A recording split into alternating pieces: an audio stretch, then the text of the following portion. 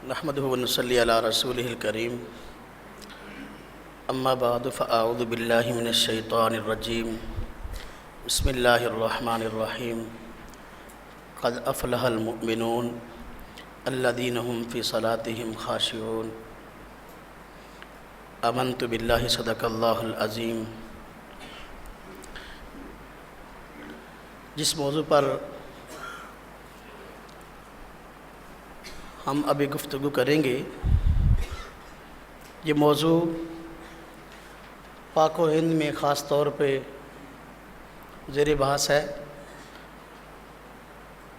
اور جو فرقہ باطلہ ہیں ان کے باطل ہونے کی علامت میں سے بڑی علامت ہے ہی یہ کہ وہ چند مسائل پر ہر وقت ہر جگہ لڑتے اور مرتے نظر آتے ہیں۔ جو نجات پانے والی جماعت ہے وہ پورے دین کی دعوت دیتی ہے، جو فرقہ باطلہ ہیں چند مسائل کو عنوان بنا کر لوگوں کو پریشان کرتے پھرتے ہیں۔ کسی نے اہل بیت کے ساتھ محبت کا دعویٰ کر کے اپنی باطل دعوت کو لوگوں کے سامنے پیش کرنا شروع کیا۔ تحریر، تقریر، مجالس، ہر جگہ پر یہ عنوان انہوں نے چھیڑا۔ اہل بیت کے محبت میں انہوں نے پورے کے پورے دین کو الٹ کر رکھ دیا۔ ایسے افراد بھی ہمارے معاشرے میں موجود ہیں جنہوں نے قرآن سے محبت کے عنوان سے لوگوں کو اپنے قریب کرنا شروع کیا، لیکن پھر نتیجہ یہ ہوا کہ نبی کریم صلی اللہ علیہ وسلم سمیت اللہ رب العزت کے ہاں جتنی برگزیدہ ہستیاں ہیں سب کی ہی شخصیت کا انکار اور ان کی شخصیت کو مجروح کرنا شروع کیا۔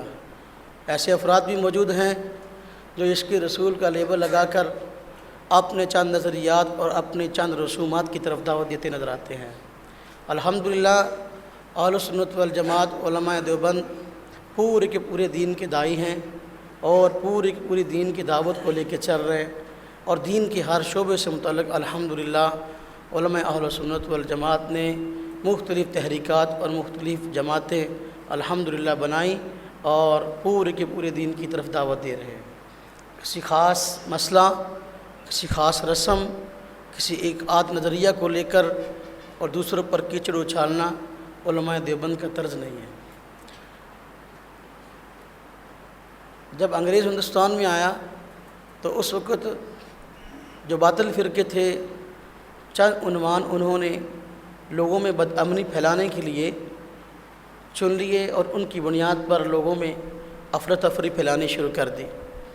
تو انہی میں فرقہ غیر مقلدین ان حضرات نے چند موضوعات کو چنا اور ان موضوعات کی آڑ میں اصلاح پر تبرہ بازی شروع کر دی، پوری امت مسلمہ پر گمراہی کے اور کفر و شرک کے فتوے داغنا شروع کر دیے۔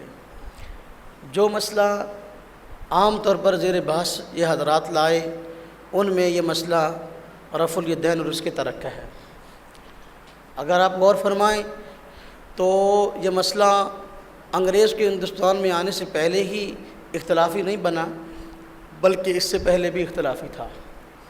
لیکن آپ تاریخ اسلام کھول کے دیکھ لیں، دنیا کے ہر خطے پہ نظر دوڑائیں، رفع الیدین کرنے والے اور نہ کرنے والے افراد پہلے بھی موجود تھے، لیکن اس موضوع کے عنوان سے جس طرح محاذ آرائی ہمارے پاک و ہند میں شروع ہوئی، تاریخ میں کسی جگہ پر بھی اس طرح کا انداز نہیں اپنایا گیا۔ آپ تاریخ اسلام کے نام سے 400 سے زائد بڑی بڑی کتابیں موجود ہیں، آپ ان کو کھول کر دیکھیں، آپ کو ایک واقعہ بھی کسی تاریخ کی کتاب میں یہ نہیں ملے گا کسی علاقہ کے لوگ اکٹھے ایک جگہ نماز پڑھتے ہوں، کچھ لوگ ان سے الگ ہوئے ہوں اور یہ کہہ کر وہ مسجد سے نکل گئے ہوں کہ تمہارے پیچھے نماز نہیں ہوتی، تمہاری نماز خلاف سنت ہے، ہم اپنی مسجد الگ بنائیں گے کیونکہ آپ لوگ رفع الیدین نہیں کرتے۔ تاریخ میں ایسا ایک واقعہ مجھے تو ڈھونڈنے سے نہیں ملا، اگر آپ حضرات کو مل جائے تو مجھے بھی بتا دینا۔ تاریخ میں ایسا نہیں بنا، ایسا واقعہ پیش نہیں آیا، تو پھر کیا وجہ ہے کہ آج ایک محلے میں مسجد موجود ہے، اسی مسئلہ کو آڑ بناتے ہوئے دوسرے محلہ میں مسجدیں بن رہی ہیں۔ تو معلوم ہوا کہ محض رفع الیدین کا جھگڑا نہیں ہے، جھگڑا جو ہے کوئی اور ہے، بحث کوئی اور ہے، مقاصد کچھ اور ہیں۔ ایک مسجد ہے وہ دوسرے محلے میں بن گئی، اس محلے میں کوئی بھی آدمی ان حضرات کے نظریے اور عقیدے سے تعلق رکھنے والا نہیں ہے، مسجد بن گئی ہے، اب اذان بھی ہوتی ہے، جماعت کے لیے امام صاحب موجود ہیں، لیکن نماز پڑھنے کے لیے نمازی کو مسجد میں نہیں آ رہا، اس کے انتظار میں بیٹھے ہیں کوئی نمازی آئے تو ہم جماعت کروائیں۔ تو دیکھو یہ صورتحال ہے۔ اگر نمازی مسجد میں ہیں بھی تو مسجد کے اوپر 8 سپیکر لگے ہیں اور نیچے نمازی 2 ہیں، سپیکر 8 ہیں، نمازی 2 ہیں، تو اس سے آپ مقاصد کا اندازہ لگا سکتے ہیں کہ ان حضرات کے مقاصد کیا ہیں۔ خیر، میں اپنے موضوع پہ بات شروع کرتا ہوں۔ تو تاریخ اسلام میں مسئلہ رفع الیدین اور اس کے ترک کی وہ اہمیت نہیں رہی جو اہمیت ان حضرات نے لوگوں کے دلوں میں ڈالی ہے، اور جس انداز سے ان لوگوں نے اس مسئلے کو اچھالا تو یہ انداز تاریخ میں کبھی اپنایا نہیں گیا۔ اس مسئلے پہ ہم پہلے تھوڑی سی بات کرتے ہیں، اس کا بنیادی تعارف کیا ہے، یہ مسئلہ ہے کیا، پھر آگے انشاءاللہ دلائل کی بات بھی آئے گی۔ آج اسی رفع الیدین کے موضوع کو عنوان بنا کر یہ بات لوگوں کے دلوں میں اجاگر کی جاتی ہے کہ جو حنفی لوگ ہیں یہ حضرات رفع الیدین کے ثبوت کو مانتے ہیں۔ جب یہ لوگ رفع الیدین کے ثبوت کو مانتے ہیں تو پھر ہمیں اب دلائل پیش کرنے کی ضرورت نہ رہی، ان حضرات سے دلیل مانگو کہ تم کن دلائل کی بنیاد پر رفع الیدین کو نہیں کرتے۔ ایک مناظرہ میں میرے مناظرے نیٹ پر موجود ہیں، ایک مناظرہ حاصل پور میں ہوا، مناظرہ ترک رفع الیدین کے نام سے ہماری ویب سائٹ ahnafmedia.com پر موجود ہے، CD کی شکل میں مقتبس بھی مل جائے گا۔ تو اور بھی مناظرے ہیں۔ ایک مناظرہ میں صاحب سے جب آمنا سامنا ہوا تو میں نے کہا جی آپ رفع الیدین کرتے ہیں تو آپ اپنے رفع الیدین اور اس کی ہمیشگی پر، جہاں آپ نہیں کرتے اس کے نسخ یا ترک پر دلائل پیش کریں گے۔ مجھے کہنے لگا مولانا صاحب جب رفع الیدین کو آپ بھی مانتے ہیں کہ نبی کریم صلی اللہ علیہ وسلم نے کیا، ہم بھی مانتے ہیں نبی کریم صلی اللہ علیہ وسلم نے کیا، تو پھر اب ہمیں دلائل پیش کرنے کی ضرورت نہیں ہے، آپ کو دلائل پیش کرنے کی ضرورت ہے کہ آپ کن دلائل کی بنیاد پر رفع الیدین نہیں کرتے۔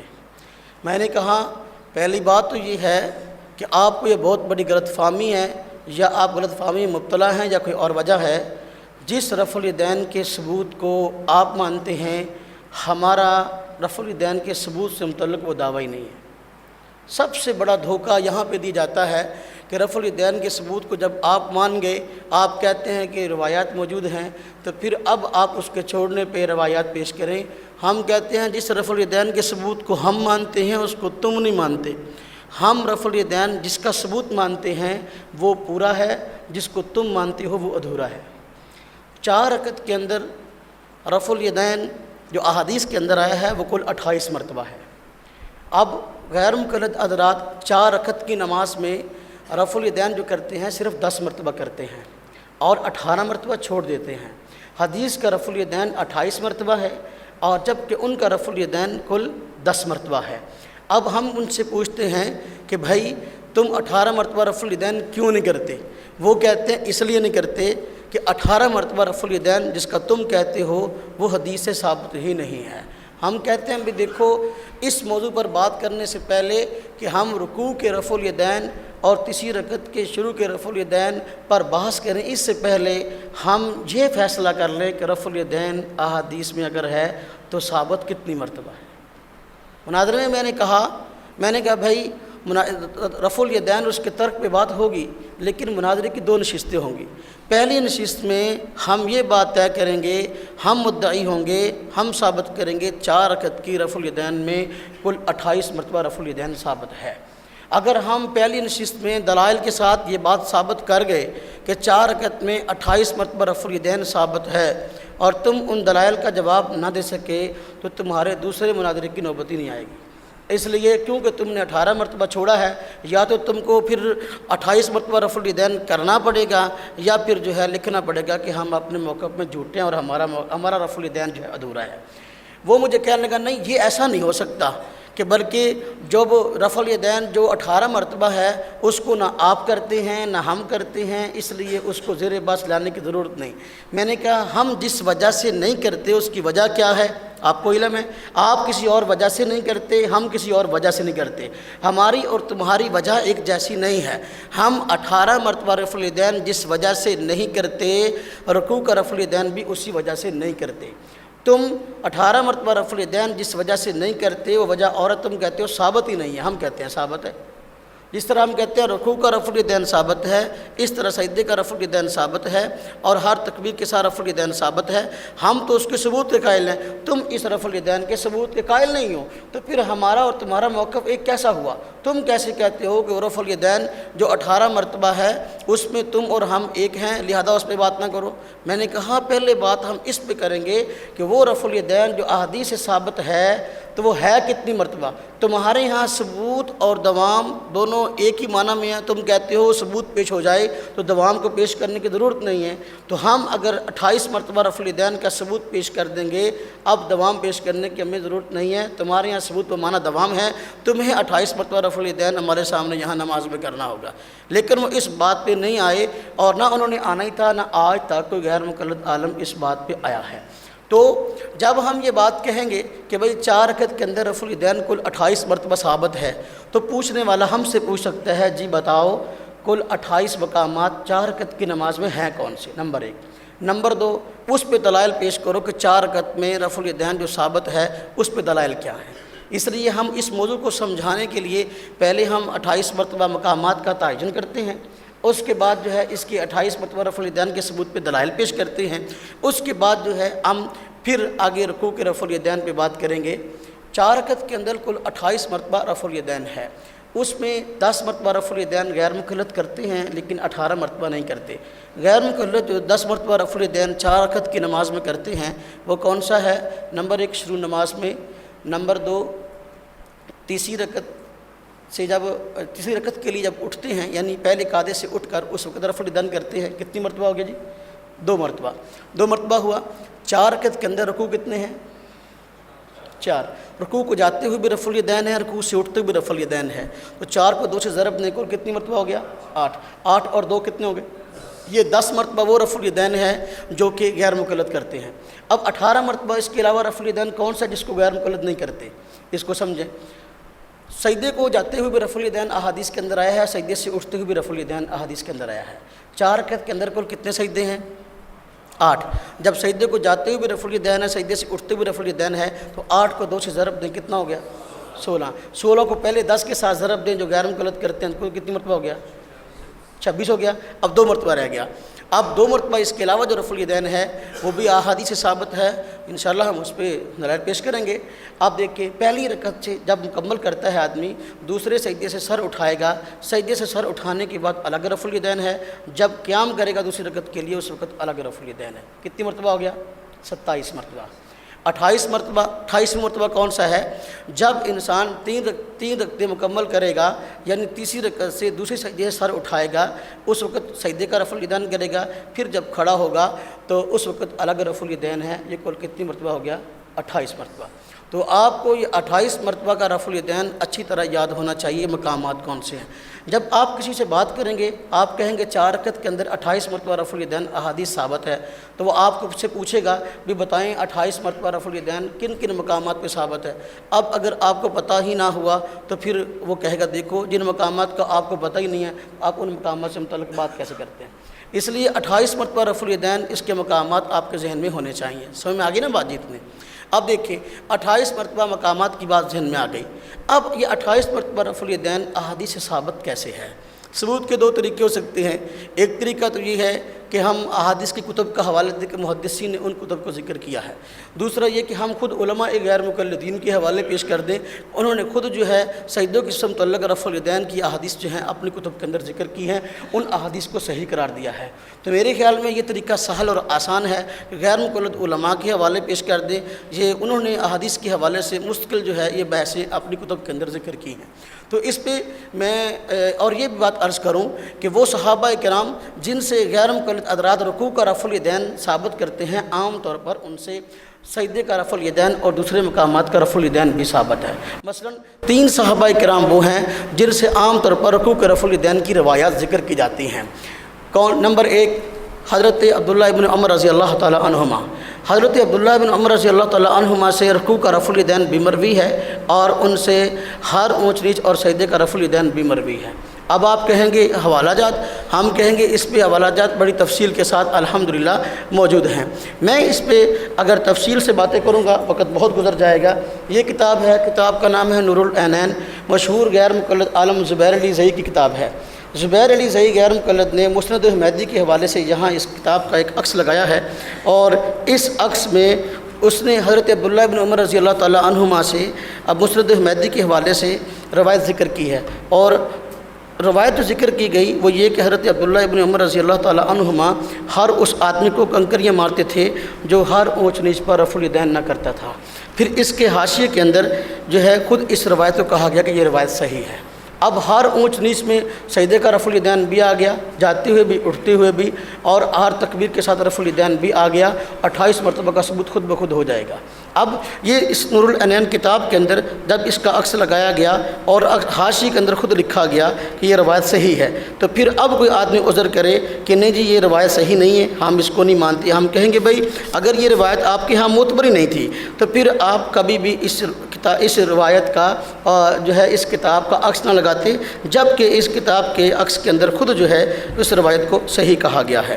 تو پھر حضرت عبداللہ بن عمر رضی اللہ تعالیٰ عنہما سے بات ہوئی، دوسرے صحابی رسول جن سے سجدوں کا رفع الیدین اور ہر اونچ نیچ سے متعلق رفع الیدین کی روایات مل سکتی ہیں، وہ صحابی رسول حضرت وائل بن حجر رضی اللہ تعالیٰ عنہما سے ہیں۔ حضرت وائل بن حجر رضی اللہ تعالیٰ عنہ سے جو ہے جس طرح رکوع کا رفع الیدین مروی ہے، اس طرح ان سے سجدے کا رفع الیدین بھی مروی ہے۔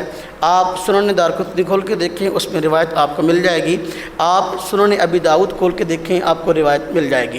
تیسرے صحابی جن سے عام طور پر رکوع کے رفع الیدین کی روایت پیش کی جاتی ہیں وہ حضرت مالک بن حویرث رضی اللہ تعالیٰ عنہ ہیں۔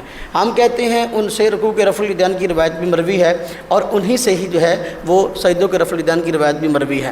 امام نسائی رحمۃ اللہ علیہ نے سنن نسائی کے اندر باب قائم کیا، باب رفع الیدین للسجود۔ اب یہ روایت ذکر کی حضرت مالک بن حویرث رضی اللہ تعالیٰ عنہ سے کہ نبی کریم صلی اللہ علیہ وسلم جو ہے آپ نے رکوع کے وقت بھی رفع الیدین کیا، سجدے کا رفع الیدین بھی کیا۔ اب اگر دیکھیں غور فرمائیں، اگر سجدے کا رفع الیدین حدیث ثابت نہ ہوتا، امام نسائی رحمۃ اللہ علیہ باب قائم نہ کرتے باب رفع الیدین للسجود۔ دیکھیں احکام کا استنباط انہی روایات سے ہوتا ہے جو روایات ثابت ہوں اور قابل عمل ہوں۔ اب امام نسائی رحمۃ اللہ علیہ تو دیانتدار آدمی تھے، محدث تھے، اس لیے وہ بددیانتی نہیں تھے، اس لیے انہوں نے دونوں طرح کی روایات اپنی کتاب کے اندر ذکر کی ہیں۔ باب رفع الیدین للسجود باب قائم کیا، پھر روایت لائے، پھر اس کے بعد حضرت عبداللہ بن عمر رضی اللہ تعالیٰ عنہما کی روایت لائی ہیں، تو اس کے شروع میں باب قائم کیا ترک رفع الیدین للسجود۔ کیا باب قائم کیا؟ ترک رفع الیدین للسجود۔ اب یہ باب قائم کیا، ہم کہتے ہیں اگر سجدوں کا رفع الیدین ثابت ہی نہیں ہے تو پھر ترک رفع الیدین للسجود کا باب قائم کرنے کی ضرورت تھی؟ معلوم ہوا محدثین کا رفع الیدین اور ہے اور غیر مقلد حضرات کا رفع الیدین اور ہے۔ میں بات عرض کر رہا تھا سجدوں کے رفع الیدین سے متعلق، سجدوں کا رفع الیدین اور ہاتھ اونچ نیچ کا رفع الیدین یہ احادیث سے ثابت ہے۔ اس پہ تفصیل کے ساتھ حوالہ جات احادیث کی کتب میں دیکھے جا سکتے ہیں۔ خود علماء غیر مقلدین نے اس پہ مستقل کتابیں بھی لکھی ہیں۔ ایک غیر مقلد عالم ہے جن کا نام ہے مولوی محمد حسین سلفی، انہوں نے خود جو ہے اس موضوع پر کتاب لکھی سجدوں میں رفع الیدین سنت ہے، مستقل کتاب لکھی سجدوں میں رفع الیدین۔ انہوں نے اس کتاب کے اندر کثیر روایات ذکر کی ہیں صحابہ کرام سے، خاص طور پہ ان صحابہ کرام سے جن سے رکوع کا رفع الیدین بھی مروی ہے، اور ان روایات کو انہوں نے صحیح ثابت کیا۔ کتاب کا موضوع کیا ہے؟ سجدوں میں رفع الیدین سنت ہے۔ اسی طرح ایک اور کتاب بھی مارکیٹ میں آئی، کتاب کا نام ہے فضل الودود فی تحقیق رفع الیدین للسجود۔ یہ لکھنے والے بھی غیر مقلد عالم ہیں جن کا نام ابو حفص بن عثمان العثمانی الداجلی۔ یہ مجلس اخوان اہل الحدیث ڈیرہ غازی خان سے کتاب چھپی ہے۔ کتاب کا موضوع یہ ہے کہ سجدوں میں رفع الیدین ثابت ہے اور سنت ہے، اور اس میں احادیث ذکر کی گئی اور ان کا صحیح ہونا ثابت کیا گیا۔ آپ دیکھیے 2 حوالے ہو گئے۔ اسی طریقے سے ایک تیسرے عالم ہیں کہ انہوں نے مستقل طور پر کتاب سجدوں کے رفع الیدین سے متعلق بھی لکھی، جن کا نام جو ہے عبدالحق بن عبدالواحد الہاشمی ہے۔ انہوں نے مستقل کتاب لکھی، ان کی کتاب چھپتی نہیں ہے، ابھی ایک رسالہ ان کا چھپا ہے عقائد نظریات پر نجات یافتہ لوگوں کا عقیدہ۔ اس میں خاص طور پر جو ہے نجات یافتہ لوگوں کا عقیدہ، اب اس میں بات جو ذکر کی گئی کہ انہوں نے بڑی تکلیفیں برداشت کی ہیں دین کی خاطر، تو اس میں ایک خاص طور پہ بات کہی گئی صفحہ نمبر 28 پر۔ کہتے ہیں کہ سنت کے زندہ کرنے پر ان کو بڑی تکلیفیں اٹھانی پڑی مخالفین کی طرف سے۔ یہ باب قائم کیا اپنے علاقہ میں بعض سنن کا احیاء، صفحہ نمبر 28۔ اس میں کہتے ہیں اپنی بستی میں سب سے پہلے میں نے قرات خلف الامام، رکوع میں جاتے ہوئے اور رکوع سے اٹھتے ہوئے رفع الیدین، اور سجدہ کرتے ہوئے اور سجدہ سے اٹھتے وقت رفع الیدین، بلند آواز سے آمین، نماز میں قدم قدم کے ساتھ ملا کر کھڑے ہونے کے مسئلے کو اٹھایا اور بدعی امور کے خلاف جہاد کیا۔ یہ ہندوستان میں اہل الحدیث کے امتیازی مسائل ہیں۔ آپ دیکھیے وہ کہتے ہیں کہ میں نے جو بدعی افکار کے خلاف جہاد کیا، ان امور میں ایک امر کیا تھا، رکوع کا رفع الیدین اور سجدے کا رفع الیدین، کہ میں نے لوگوں کو کہا کہ سجدے کا رفع الیدین ثابت ہے، مخالفین نے بڑی تکلیفیں دیں، لیکن کہتا ہے کہ میں نے جو ہے ڈٹ کر مقابلہ کیا اور جہاد کیا۔ اب دیکھو یہ صاحب اس کو جہاد قرار دے رہے ہیں اور اس کو سنت کا احیاء قرار دے رہے ہیں، تو پھر کیسے کوئی آدمی کہہ سکتا ہے کہ سجدوں کا رفع الیدین ثابت نہیں ہے؟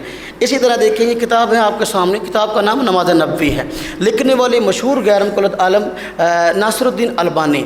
آج کوئی بھی غیر مقلد اپنی کتاب کے اندر کسی حدیث کا حوالہ دیتا ہے تو عام طور پر اس حدیث کو صحیح قرار دینے کے لیے البانی کا حوالہ دیتا ہے کہ اس کتاب کو علامہ البانی نے صحیح قرار دیا۔ اگرچہ علامہ البانی کی شخصیت کیا ہے، اس پہ تعارف کیا ہے، وقت نہیں وگرنہ تفصیل سے بات میں عرض کرتا کہ جو ہے ان کی دعوت اور ان کا بنیادی ایجنڈا کیا تھا۔ خیر یہ کتاب ہے ان کی نماز نبوی۔ اب نماز نبوی کا معنی کیا؟ نبی کی نماز، نبی والی نماز۔ لکھا ہے احادیث صحیحہ کی روشنی میں، جب یہ بات کہی احادیث صحیحہ کی روشنی میں نماز نبوی ہے یہ، اس کتاب کے اندر خود انہوں نے سجدے کے رفع الیدین کو ذکر کیا اور روایات کو کہا کہ یہ روایت صحیح ہیں۔ اور یہ اس کتاب کا صفحہ نمبر ہے صفحہ 131 اور 142 اور 172، ہاں جی، تو یہ صفحات ہیں جن میں جو ہے سجدوں کے رفع الیدین کو ذکر کیا گیا اور روایات کو صحیح قرار دیا گیا، اور تخریج کے عنوان سے حاشیے کے اندر جو ہے کتب کے حوالہ جات موجود ہیں۔ وقت نہیں کہ میں بہت تفصیل کے ساتھ پڑھوں کیونکہ میں نے پورے مسئلے کو سمجھانا ہے آپ رات کے سامنے۔ تو یہ کتاب عربی زبان میں تھی، اگرچہ عربی زبان میں ایک ضخیم کتاب ہے صفت و صلاۃ النبی کے نام سے، یہ اس کا اختصار ہے، نماز نبوی کے نام سے کیا گیا۔ صادق خلیل صاحب غیر مقلد عالم ہیں، دارالفرقان لاہور میں غیر مقلد حضرات کا کتب خانہ ہے، انہوں نے اس کتاب کو شائع کیا ہے۔ البانی صاحب نے اس کتاب کو شروع میں کہا ہے کہ میں نے نبی کریم صلی اللہ علیہ وسلم کی نماز کا نقشہ جو ہے وہ احادیث طیبہ سے کھینچا ہے۔ اب کوئی آدمی جو آدمی اس اپنا کتاب کے مطابق نماز نہیں پڑھتا تو وہ ہرگز معذور نہیں ہے، یعنی اس کی نماز سنت کے مطابق نہیں ہے، کیونکہ میں نے کہتا ہے کہ احادیث صحیحہ سے جو ہے وہ نبی کریم صلی اللہ علیہ وسلم کی نماز کو بیان کیا۔ اب غیر مقلد عالم خود کہہ رہا ہے کہ نبی پاک صلی اللہ علیہ وسلم کی نماز یہ ہے کہ سجدوں میں رفع الیدین آپ کرتے تھے، تو پھر کیسے کوئی آدمی کہتا ہے کہ سجدوں کا رفع الیدین نبی کریم صلی اللہ علیہ وسلم سے ثابت نہیں ہے؟ اسی طرح دیکھیں یہ ایک کتاب ہے رسول اکرم کا صحیح طریقہ نماز، کیا نام ہے جی؟ رسول اکرم کا صحیح طریقہ ہے۔ یہ لکھنے والے غیر مقلد عالم محمد رئیس ندوی صاحب ہیں، جامعہ سلفیہ بنارس ہندوستان کا بڑا مدرسہ ہے، جس کے بارے میں غیر مقلد خود کہتے ہیں کہ یہ ہمارے دارالعلوم دیوبند کی ٹکر کا ادارہ ہے۔ تو اب دارالعلوم دیوبند کی ٹکر کے ادارے کا مفتی، ان کی اور بھی بڑی کاوشیں ہیں جو ہمارے خلاف، تو انشاءاللہ موقع ملا تو تھوڑی سی عرض کر دیں گے۔ تو یہ ہمارے ایک مشہور عالم تھے جن کا نام ہے حضرت مولانا جمیل احمد نذیری صاحب، انہوں نے ایک کتاب لکھی تھی رسول اکرم کا طریقہ نماز، تو انہوں نے اس کے رد پہ یہ کتاب لکھی رسول اکرم کا صحیح طریقہ نماز۔ اس پہ کئی صفحات جو ہیں انہوں نے اس بات پہ ذکر کیے ہیں دلائل کے ساتھ کہ نبی کریم صلی اللہ علیہ وسلم سے سجدوں کے رفع الیدین کی روایات ہیں۔ چنانچہ آپ اگر دیکھیں صفحہ نمبر 355، 56، 357، 58، 373، اس طرح کافی صفحات ہیں جس میں تفصیل کے ساتھ انہوں نے سجدوں کے رفع الیدین کی روایات جن صحابہ کرام سے میں نے ان کے نام لیے ان سے بھی اور دوسرے صحابہ کرام سے بھی آپ نے جو ہے وہ ثابت کی اور ترجمہ بھی کیا ہے۔ اب کوئی آدمی کہتا ہے کہ نبی کریم صلی اللہ علیہ وسلم سے رکوع کے رفع الیدین کے علاوہ اور ثابت نہیں ہے، ہم کہتے ہیں یہ ہے کتاب کا نام رسول اکرم کا صحیح طریقہ نماز۔ تو جب اس نے سجدوں کے رفع الیدین کو ذکر کر دیا تو کوئی آدمی کہے کہ یہ ثابت نہیں ہے، گویا کہ اس نے نبی پاک پہ جھوٹ بولا۔ تو یہی مطلب ہوا، کیا کیا اس نے؟ نبی پاک صلی اللہ علیہ وسلم پہ جھوٹ بولا۔ اب اگر نبی پاک کی نماز کا طریقہ نہیں تھا تو پھر اس نے کیوں کہا کہ یہ صحیح طریقہ نماز ہے؟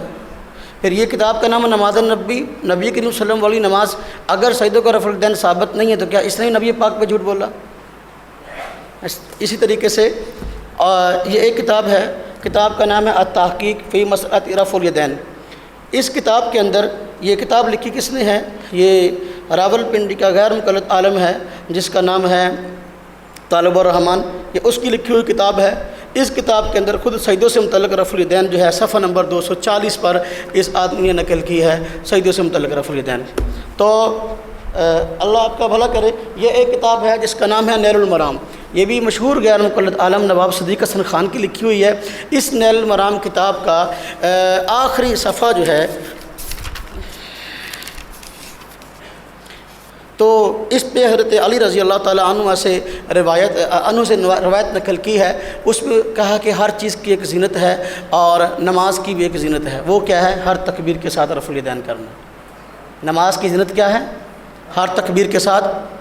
تو سجدے کی تکبیر کے ساتھ بھی رفع الیدین ہوگا، اٹھتے ہوئے بھی اور جاتے ہوئے بھی، تو ہمارا مدعا ثابت ہے۔ تو نیل المرام کتاب نواب صدیق حسن خان جن کو مجدد بھی کہتے ہیں اور بہت ساری القاب کتب غیر مقلدین میں موجود ہیں۔ یہ ایک مشہور فتاویٰ ہے جس کا نام ہے فتاویٰ علماء حدیث۔ اس فتاویٰ علماء حدیث میں جلد نمبر 3 ہے اور صفحہ نمبر 306، اس میں سوال پوچھا گیا کیا سجدوں سے متعلق جو رفع الیدین ہے اس سے متعلق روایات مختلف کتب کے اندر آئی ہیں، تو ان روایات سے متعلق آپ کا کیا خیال ہے؟ کیا یہ روایات صحیح ہیں کہ نہیں؟ اگر کوئی آدمی ان روایات کی بنیاد پر سجدوں میں رفع الیدین کرتا ہے تو اس کے متعلق آپ کیا کہیں گے؟ کیا اس نے سنت کو زندہ کیا کہ نہیں؟ اس کو 100 شہیدوں کا ثواب ملے گا کہ نہیں؟ کہ مردہ سنت کو زندہ کرنے کا ثواب 100 شہیدوں کے برابر؟ تو اب جواب دینے والے نے جواب دیا کہ بالکل یہ احادیث صحیحہ ہیں اور اس پہ جو آدمی عمل کرے گا اس کو 100 شہیدوں کا ثواب ملے گا۔ اب دیکھیں وقت نہیں وگرنہ میں اس پہ اور بہت سارے حوالہ جات پڑھ دیتا کہ سجدوں کا رفع الیدین خود غیر مقلدین علماء نے اپنی کتابوں کے اندر تسلیم کیا۔ یہ ایک اور کتاب رئیس ندوی صاحب جن کی کتاب تھی نا رسول اکرم کا صحیح طریقہ نماز، یہ ان کی ایک اور کتاب ہے مجموعہ مقالات پر سلفی تحقیقی جائزہ۔ یہ ہمارے خلاف مستقل موٹی کتاب لکھی گئی، امام ابو حنیفہ رحمۃ اللہ علیہ کو ننگی گالیاں دی گئیں، صحابہ کرام کو ننگی گالیاں دی گئیں اور ان کے باغی اور فاسق ہونے پہ دلائل دے کر جو ہے اپنے دل کو اور اپنے اوراق کو سیاہ کیا۔ اس پہ میں بات نہیں کرتا، اس کے اندر خود انہوں نے لکھا ہے کہ جو ہے دیوبندیوں کی پیچھے نماز نہیں ہوتی۔ وجہ کیا بیان کی؟ دیوبندی حضرات کے پیچھے نماز اس لیے نہیں ہوتی کہ رکوع کا رفع الیدین فرض ہے اور یہ لوگ رکوع کا رفع الیدین نہیں کرتے، اس لیے ان کے پیچھے نماز نہیں ہوتی۔ آج ہمیں دوست کہتے ہیں کہ دیکھو جی رفع الیدین کا موضوع جو ہے یہ اختلاف تو ہمارا امام شافعی کے ساتھ بھی ہے، تو پھر غیر مقلد اگر یہ رفع الیدین کی بات کرتا ہے تو پھر جو ہے آپ ان کے پیچھے لٹ لے کے پڑھیں اور جو ہے یہ اختلاف تو امام شافعی سے بھی ہے۔ تو کیا امام شافعی رحمۃ اللہ علیہ کے مقلدین ہمارے بارے میں یہی رائے رکھتے ہیں؟ رفع الیدین کی بنیاد پہ ہماری نمازوں کو بیکار بتاتے ہیں؟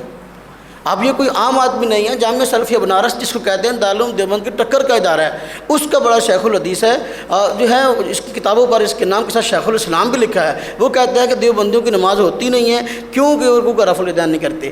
اسی کتاب کے اندر اس نے کہا ہے سجدوں کے رفع الیدین کی روایات ذکر کی اور کہا کہ ان روایات کی بنیاد پر سجدوں کا رفع الیدین کرنا مستحب ہے، رفع الیدین کرنا مستحب ہے۔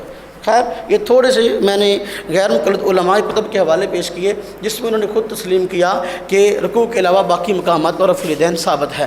ناصر الدین البانی صاحب اور دوسرے بہت سارے حضرات سے ایسے حوالہ جات ملتے ہیں جس میں پہلی رکعت جو ہے مکمل ہونے کے بعد دوسری رکعت کے لیے کھڑے ہوتے وقت اور اسی کے تقاضے کے مطابق 3 رکعتیں مکمل ہونے کے بعد چوتھی رکعت کے لیے کھڑے ہوتے وقت بھی رفع الیدین احادیث ثابت ہے۔ نماز نبوی میں اس کی طرف اشارہ کیا گیا ہے۔ خیر جب 4 رکعت کے اندر رفع الیدین احادیث ثابت ہے اور علماء غیر مقلدین خود جو ہے اس بنیاد پر تفصیل کے ساتھ جو ہے وہ اپنی کتابوں کے اندر بات لکھ چکے، بلکہ مستقل کتابیں لکھ چکے۔ اب یہ کہنا ہے کہ سجدوں کا رفع الیدین احادیث سے ثابت نہیں ہے، تو یہ میں اس کے متعلق کوئی سخت لفظ نہیں بولنا چاہتا، تو یہ ایسی جیسے کوئی آدمی اس بات پہ ضدی ہو جائے کہ کوا سفید ہے۔ اب ایک آدمی کہہ دے ضد کر بیٹھے کوا سفید ہے، آپ اس کو کوا سامنے کر کے شیشے کے ساتھ ویسے اس کو سامنے کر کے دکھاتے رہے، نہیں بھئی یہ سیاہ ہے، سیاہ رنگ ایسا ہوتا ہے، یہ دیکھیں فلاں چیز سیاہ ہے، اسی سے ملتا جلتا کوے کا رنگ ہے، تو پھر سفید کیوں کہتے ہو؟ تو وہ نہیں ماننے کو تیار۔ جب وہ ماننے کو تیار نہیں، منوانا ہمارا کام نہیں، بتانا ہمارا کام ہے۔ الحمدللہ میں نے اس پہ کئی حوالہ جات بلکہ مستقل کتابوں کی طرف اشارہ کر دیا جو اس موضوع پر لکھی گئی کہ سجدوں میں رفع الیدین جو ہے وہ احادیث سے ثابت ہے۔ جب یہ بات ہو گئی کہ سجدوں میں رفع الیدین ثابت ہے، اب 28 مرتبہ 4 رکعت کی نماز میں رفع الیدین ثابت ہوا۔ جب 4 رکعتوں میں 28 مرتبہ رفع الیدین ثابت ہوا تو اب غیر مقلد حضرات سے ہم کہتے ہیں کہ بھائی 4 رکعت میں رفع الیدین 28 مرتبہ ثابت ہے، ہم الحمدللہ شروع نماز میں کرتے ہیں، باقی مقامات پر نہیں کرتے۔ 18 مرتبہ رفع الیدین کے چھوڑنے کی ہماری وہی وجہ ہے جو کہ رکوع کے رفع الیدین کے چھوڑنے کی ہے۔ اب تم بتاؤ کہ سجدوں کا رفع الیدین تم کیوں نہیں کرتے جب کہ تمہارے علماء مستقل طور پر جو اس پہ کتابیں لکھ چکے اور احادیث کے اندر موجود ہے۔ ہم وہ ادھر ادھر کی باتیں یا تو کہیں گے شاذ ہے یا کہیں گے ثابت نہیں، ہم کہتے ہیں ثابت نہ ہوتا تو محدثین اپنی کتابوں کے اندر روایات ذکر نہ کرتے۔ اب یہ 28 مرتبہ رفع الیدین جب احادیث سے ثابت ہوا تو اب ہم نے یہ دیکھنا ہے کہ نبی کریم صلی اللہ علیہ وسلم کے اقوال اور افعال سے یہ کیسے ثابت ہوا کہ رفع الیدین بعد میں ترک ہو گیا۔ اب اس پہ تھوڑی سی بات کریں کہ 28 مرتبہ رفع الیدین نبی کریم صلی اللہ علیہ وسلم سے ثابت ہے، اور ہم کہتے ہیں کہ نبی کریم صلی اللہ علیہ وسلم نے جس طرح نماز کے اور بہت سارے افعال اور امور ایسے تھے جو پہلے زمانہ میں اس کو ادا فرماتے تھے، صحابہ کرام ادا کرتے تھے، بعد میں ان کو چھوڑ دیا، اسی طریقے سے رفع الیدین بھی انہی معاملات اور انہی افعال میں سے ہے۔ پہلے نبی کریم صلی اللہ علیہ وسلم رفع الیدین کرتے تھے، پھر آپ نے چھوڑ دیا۔ جس طرح آپ نے رکوع کا رفع الیدین چھوڑ دیا، اس طرح سجدے کا رفع الیدین بھی چھوڑ دیا۔ تو چونکہ آپ نے رکوع کا بھی چھوڑ دیا، سجدے کا رفع الیدین بھی چھوڑ دیا، اب جو ہے ہم کہتے ہیں کہ جب آپ نے چھوڑ دیا شروع نماز کا باقی رہا، اس لیے ہم اس پہ عمل کرتے ہیں۔ اب دیکھیں میں نے پہلے عرض کیا کہ وہ صحابہ کرام کہ جن سے رکوع کے رفع الیدین کی روایات مروی ہیں، ان سے سجدوں کا رفع الیدین بھی مروی ہے۔ اچھا، دوسری بات عرض کروں کہ یہی صحابہ کرام کہ جن سے رکوع کے رفع الیدین کی روایات مروی ہیں، سجدے کے رفع الیدین کی روایت مروی ہیں، ان سے ترک کی روایات بھی مروی ہیں۔ ہم الحمدللہ احادیث کو ماننے والے لوگ ہیں، ہماری ایک آنکھ نہیں، اللہ پاک نے ہمیں 2 آنکھیں عطا کی ہیں۔ جو کانا ہوتا ہے نا اس کو ایک آنکھ سے نظر آتا ہے، دوسری آنکھ سے نہیں دیکھتا۔ ہم تمام دلائل کو دیکھتے ہیں، تمام دلائل کو جمع کر کے پھر اس پر ہمارے امام اعظم ابو حنیفہ رحمۃ اللہ علیہ ہمیں مسئلہ بتاتے ہیں، تمام احادیث کو سامنے رکھ کر۔ حضرت امام اعظم ابو حنیفہ رحمۃ اللہ علیہ نے 4 رکعت کی نماز میں 28 مرتبہ رفع الیدین کے دلائل کو دیکھا، اس کے بعد انہیں صحابہ کرام سے ترک کی روایات کو دیکھا، ترک کی روایات کو دیکھنے کے بعد پھر آپ نے فیصلہ فرمایا کہ رکوع کا رفع الیدین بھی نبی صلی اللہ علیہ وسلم نے چھوڑ دیا اور سجدے کا رفع الیدین بھی چھوڑ دیا، اب شروع نماز کا رفع الیدین سنت ہے۔ دیکھیں آج جو لوگ کہتے ہیں کہ رکوع کے رفع الیدین کے ترک پر جو ہے کوئی روایت ہے ہی نہیں، ہم کہتے ہیں کوئی روایت نہ ہوتی۔ اس پہ موٹی سی بات عرض کروں، اگر رکوع کے رفع الیدین کے ترک پر کوئی روایت بھی نہ ہوتی، اس پہ امت کا اجماع ہوتا۔ کیا ہوتا؟ رکوع کے رفع الیدین پر امت کا اجماع ہوتا۔ اس پہ ایک حوالہ پیش کریں کہ رکوع کے رفع الیدین پر امت کا اجماع ہو۔ یہ میرے ہاتھ میں کتاب ہے، کتاب الاجماع، امام منذر رحمۃ اللہ علیہ کی، اور اس کو ترجمہ کے ساتھ شاید بھی غیر مقلد حضرات نے کیا، افضل عصری صاحب انہوں نے نظر ثانی کیا، ابوالقاسم عبدالعظیم اس نے ترجمہ کیا ہے۔ اس کتاب کے اندر خود صفحہ نمبر 25 پر یہ امت مسلمہ کے اجماعی مسائل نقل کیے گئے ہیں۔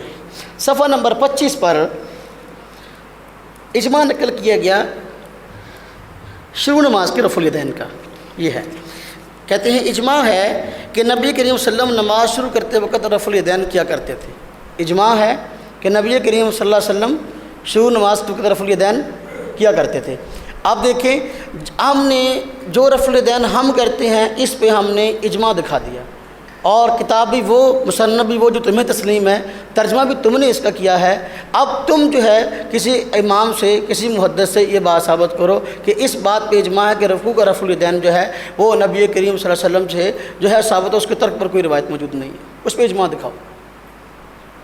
جب ترک کی روایات محدثین نے ذکر کی ہیں تو پھر اس کے ترک پر جو ہے اپنا اس کی سنت ہونے پر اس کے دوام پر جو ہے وہ کیسے جو ہے وہ ایک بھی حوالہ پیش کر سکتے ہیں؟ ان کے پاس نہیں ہے۔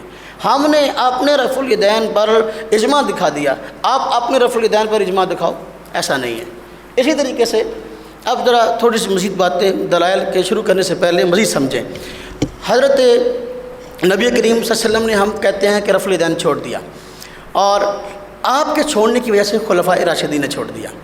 ہمارے فقہ حنفی کے جو اصول ہیں، حضرت امام اعظم ابو حنیفہ رحمۃ اللہ علیہ جن دلائل کی بنیاد پہ فیصلہ فرماتے ہیں، ان دلائل میں ایک اہم جو ہے وہ دلیل اور ایک اصول یہ بھی ہے، کسی مسئلے پر اگر روایات مختلف آ جائیں یا آدمی تشویش میں پڑ جائے، اس پہ دیکھنا ہے کہ نمبر ایک آپ کے بعد آپ کے خلفائے راشدین کا طرز عمل کیا تھا۔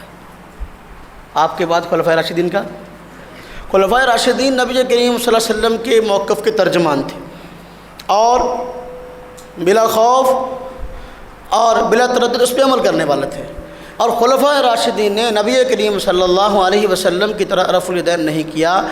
خود کتب کے اندر روایات ایسی موجود ہیں خلفائے راشدین کے ترک پر کہ انہوں نے جو ہے وہ رفع الیدین رکوع کا نہیں کیا۔ چنانچہ مسند ابی یعلا اس میں حضرت عبداللہ بن مسعود رضی اللہ تعالیٰ عنہ سے روایت ہے، وہ فرماتے ہیں میں نے نبی کریم صلی اللہ علیہ وسلم کے پیچھے نماز پڑھی، حضرت سیدنا ابوبکر صدیق کے پیچھے نماز پڑھی، جو ہے میں نے دیکھا کہ وہ شروع نماز کے علاوہ رفع الیدین نہیں کرتے تھے، شروع نماز کے علاوہ رفع الیدین نہیں کرتے تھے۔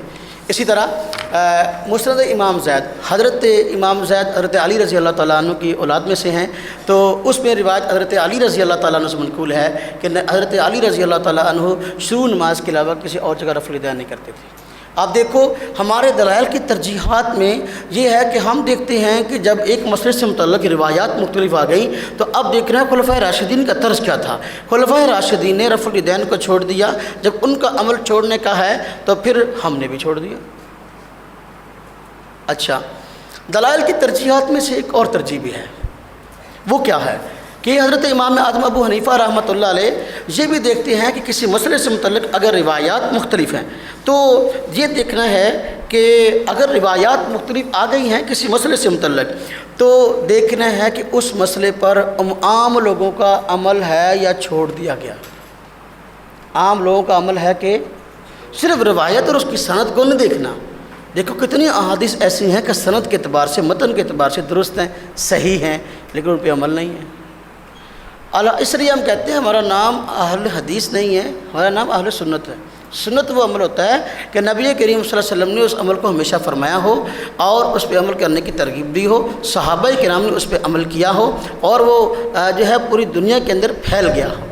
اب ہم اہل سنت ہیں، اس لیے ہم کہتے ہیں کہ نبی کریم صلی اللہ علیہ وسلم کی سنت چونکہ رفع الیدین کو چھوڑنا تھا، اسی وجہ سے جو خیر کے بڑے مراکز تھے، خیر کے ان بڑے مراکز کے اندر رفع الیدین کا ترک ہو گیا تھا۔ خیر کے بڑے مراکز تھے، رفع الیدین وہاں چھوڑ دیا گیا۔ ان میں نمبر ایک مدینہ طیبہ۔ مدینہ طیبہ حضرت امام مالک رحمۃ اللہ علیہ ان سے معروف روایت جو ہے وہ مدونہ کبریٰ اور دوسری کتب کے اندر موجود ہے، الاستذکار، علامہ ابن عبد البر مالکی رحمۃ اللہ علیہ کی مشہور کتاب ہے۔ اس میں اور کتب کے اندر بھی بات ملتی ہے کہ امام مالک رحمۃ اللہ علیہ نے ترک رفع الیدین کا موقف اختیار کیا۔ بدایت المجتہد علامہ ابن رشد رحمۃ اللہ علیہ مشہور مالکی عالم ہیں، ان کی لکھی ہوئی ہے، انہوں نے حضرت امام مالک رحمۃ اللہ علیہ کا موقف نقل کیا ترک رفع الیدین کا، کہ ان سے ترک رفع الیدین کا موقف مروی ہے۔ پھر آگے وجہ اس کی بیان کی، وجہ اس کی یہ کہ اہل مدینہ رفع الیدین نہیں کرتے تھے۔ اہل مدینہ رفع الیدین، آپ گھبرائیں نہیں، آج کے دور کا ہی میں بات انشاءاللہ صاف کر دوں گا، آپ پریشان نہ ہوں، آپ یہ بات حوصلے کے ساتھ کہیں کہ امام مالک رحمۃ اللہ علیہ نے رفع الیدین چھوڑ دیا، وجہ اس کی کیا کہ اہل مدینہ رفع الیدین نہیں کرتے تھے۔ اب بدایت المجتہد کے اندر مستقل طور پر یہ بات موجود ہے۔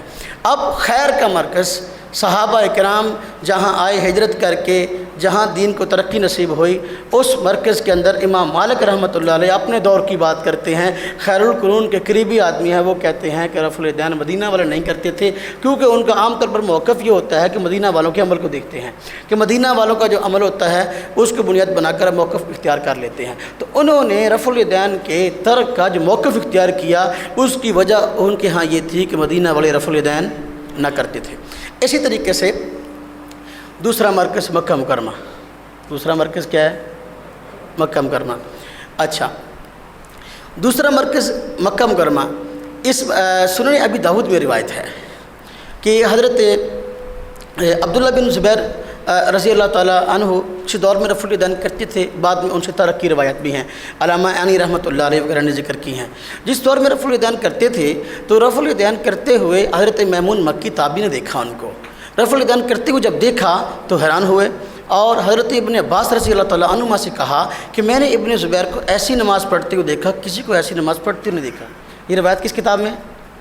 سنن ابی داؤد۔ کس کتاب میں ہے؟ ایسی نماز پڑھتے ہوئے دیکھا، کسی کو ایسی نماز پڑھتے ہوئے نہیں دیکھا۔ آپ دیکھو وہ رفع الیدین کرتے تھے۔ میں یہاں ایک بات عرض کرتا ہوں، میمون مکی مکہ کے رہنے والے تابعی ہیں، وہ کہتے ہیں میں نے مکہ میں کسی کو رفع الیدین کرتے ہوئے دیکھا، عبداللہ بن زبیر کو دیکھا۔ اس سے معلوم ہوتا ہے کہ مکہ میں رفع الیدین نہیں ہوتا تھا، مکہ میں رفع الیدین نہیں ہوتا تھا، نہیں دیکھا۔ مکہ مکرمہ تو خیر کا مرکز تھا، پوری دنیا کے اجتماع کا مرکز ہے، لوگ حج عمرہ کرنے کے لیے وہاں جاتے ہیں۔ عجیب بات ہے، میمون مکی کہہ رہے ہیں میں نے کسی کو رفع الیدین کرتے نہیں دیکھا۔ اس یہی معلوم ہوتا ہے کہ دنیا میں رفع الیدین شاہ تھا ہی شاہ سے، دنیا میں رفع الیدین، وگرنہ باہر سے عمرہ کرنے والے، باہر سے حج کرنے والے لوگ وہاں آ کر رفع الیدین کرتے، کسی ایک کو جو دیکھتے۔ وہ کہتے ہیں میں نے ابن زبیر کو ایسی نماز پڑھتے دیکھا، کسی کو پڑھتے دیکھا ہی نہیں ہے۔ اس سے معلوم ہوتا ہے مکہ مکرمہ کے رہنے والے اور وہاں حج عمرہ کے لیے آنے والے لوگ رفع الیدین نہیں کرتے تھے۔ بات سمجھ آئی ہے؟ اصل میں ہم گھبرا اس لیے جاتے ہیں کہ ہمیں اپنے دلائل کا مطالعہ نہیں ہے، اس لیے ہم پریشان رہتے ہیں کہ باطل کے پاس تو دلیل ہے، ہم اس کا کیا جواب دیں؟ تو ہمیں اپنے دلائل کی ترجیحات معلوم نہیں ہیں۔ حضرت امام اعظم ابو حنیفہ رحمۃ اللہ علیہ کے دلائل کی ترجیحات میں سے یہ بھی ہے کہ وہ عمل دیکھتے ہیں کہ اس روایت پر محدثین کا عمل بھی ہے کہ نہیں، صحابہ کرام کا عمل ہے بھی کہ نہیں، تابعین کا عمل ہے بھی کہ نہیں، خیر القرون کے دور میں کیا ہوا۔ تو دو مرکز میں نے بتا دیے، دو شہر جہاں عام طور پر رفع الیدین نہیں ہوتا تھا۔ تیسرا مرکز کوفہ، تیسرا مرکز حضرت امام بخاری رحمۃ اللہ علیہ جس کے متعلق فرماتے ہیں کوفہ میں جو ہے میں اتنی مرتبہ علم حدیث کے لیے گیا، مجھے یاد ہی نہیں کتنی مرتبہ گیا ہوں۔ علم حدیث کا مرکز کوفہ وہ شہر کہ جہاں 1500 صحابہ کرام جو ہے آ کر آباد ہوئے، اور حضرت عمر رضی اللہ تعالیٰ عنہ کے دور میں وہ شہر آباد ہوا، علم کا اور حکمت کا مرکز۔ حضرت امام ترمذی رحمۃ اللہ علیہ سنن ترمذی کے اندر فرماتے ہیں کہ اہل کوفہ رفع الیدین نہیں کرتے، اہل کوفہ رفع الیدین، 1500 صحابہ کرام وہاں موجود، پھر بھی کوفہ والے رفع الیدین نہیں کرتے۔ تو 1500 صحابہ کرام سے رفع الیدین تو پھر اس ایک روایت سے ثابت ہو گیا۔ ہمیں کہتے ہیں جی 10 صحابہ سے روایات، 15 صحابہ سے روایات، 20 صحابہ سے روایات۔ میں نے کہا کہتے ہیں ایک 100 سنار کی اور ایک لوہار کی، مشہور ہے نا مقولہ۔ تو بھائی تم 100 روایت پیش کر، تجھے ایک حوالہ کہ امام ترمذی کہتے ہیں اہل کوفہ رفع الیدین نہیں کرتے، 1500 صحابہ کرام سے ترک ثابت ہو گیا۔ اب لاؤ کیسی دلیل لاتے ہو؟ تمہارے دلائل کے میدان میں تمہارے پلے ہے ہی کچھ نہیں، اور پھر جھوٹ بولتے ہوئے آج ممبر پر تقریر تحریر میں یہ بات کہی جاتی ہے صحابہ کرام سارے کے سارے رفع الیدین کرتے تھے، کہتے ہیں نا صحابہ کرام سب رفع الیدین کرتے تھے، کسی ترک ثابت نہیں ہے۔ امام ترمذی رحمۃ اللہ علیہ، امام بخاری رحمۃ اللہ علیہ کے مشہور شاگرد اور معتبر اور ثقہ محدث ہیں، وہ کہتے ہیں کہ ترک رفع الیدین پر بے شمار صحابہ کرام بے شمار تابعین کا عمل ہے، بے شمار صحابہ کرام بے شمار تابعین کا۔ آپ دیکھیں جو یہ کہتا ہے کہ ایک بھی صحابی سے ترک ثابت نہیں ہے تو امام ترمذی محدث کی مخالفت کر رہا ہے کہ نہیں کر رہا ہے؟ اہل حدیث کیسے ہے؟ ہاں جی، آپ حضرات پریشان نہ ہوا کریں، ڈھکوسلے لوگوں کے، ان لوگوں کے پاس دلائل نہیں ہیں، دلائل کی دنیا میں ان کے پاس کچھ ہے ہی نہیں۔ اس لیے میں چاہ رہا ہوں کہ فائل پڑھنے کی بجائے آپ کو مسئلہ سمجھا دوں، آپ کو مسئلے کی نوعیت سمجھ میں آ جائے۔ اب دلائل پڑھنے سے پہلے میں یہ بات دکھا رہا ہوں آپ کو کہ خیر کے مراکز کے اندر عملاً ترک رفع الیدین ترک ہو گیا تھا. خیر کے مراکز میں رفع الیدین عملاً ترک ہو گیا. 3 مراکز میں نے بیان کر دیے. یہ 3 مراکز ایسے تھے جو کہ خیر القرون میں اور اس کے قرب و جوار کے اس قرب و جوار کے زمانوں میں جو ہے یہ خیر کے مراکز شمار ہوتے تھے، علم حدیث کے مرکز تھے، اور لوگوں کے لیے رجوع کے لیے جو ہے وہ اپنا خاص طور پہ جو ہے وہ بنیاد تھے. لیکن ان تینوں علاقوں کے اندر رفع الیدین نہ ہوا، رفع الیدین چھوڑ دیا گیا. اب جو ہے ہم دلائل کی طرف آتے ہیں. دلائل سے پہلے ایک بات اور عرض کر دوں کہ امام مالک رحمۃ اللہ علیہ کے موقف میں نے بات عرض کی کہ ان کا موقف ہے کہ وہ کہتے ہیں کہ رفع الیدین نہیں کرنا، وجہ کہ مدینہ والے رفع الیدین نہیں کرتے. آپ کہیں گے کہ آج کے مدینہ والے تو رفع الیدین کرتے ہیں. غیر مقلد سعودیہ والوں کا رفع الیدین دکھا کر لوگوں کو غیر مقلد بنا رہے ہیں. یہ بالکل جھوٹ، فراڈ اور دھوکے پہ مبنی بات ہے. سعودیہ والے حضرات بالکل ان کا غیر مقلدوں کے ساتھ کوئی تعلق نہیں ہے. اگر 2-4 مسائل ملتے ہو تو اس سے کیا ہوا؟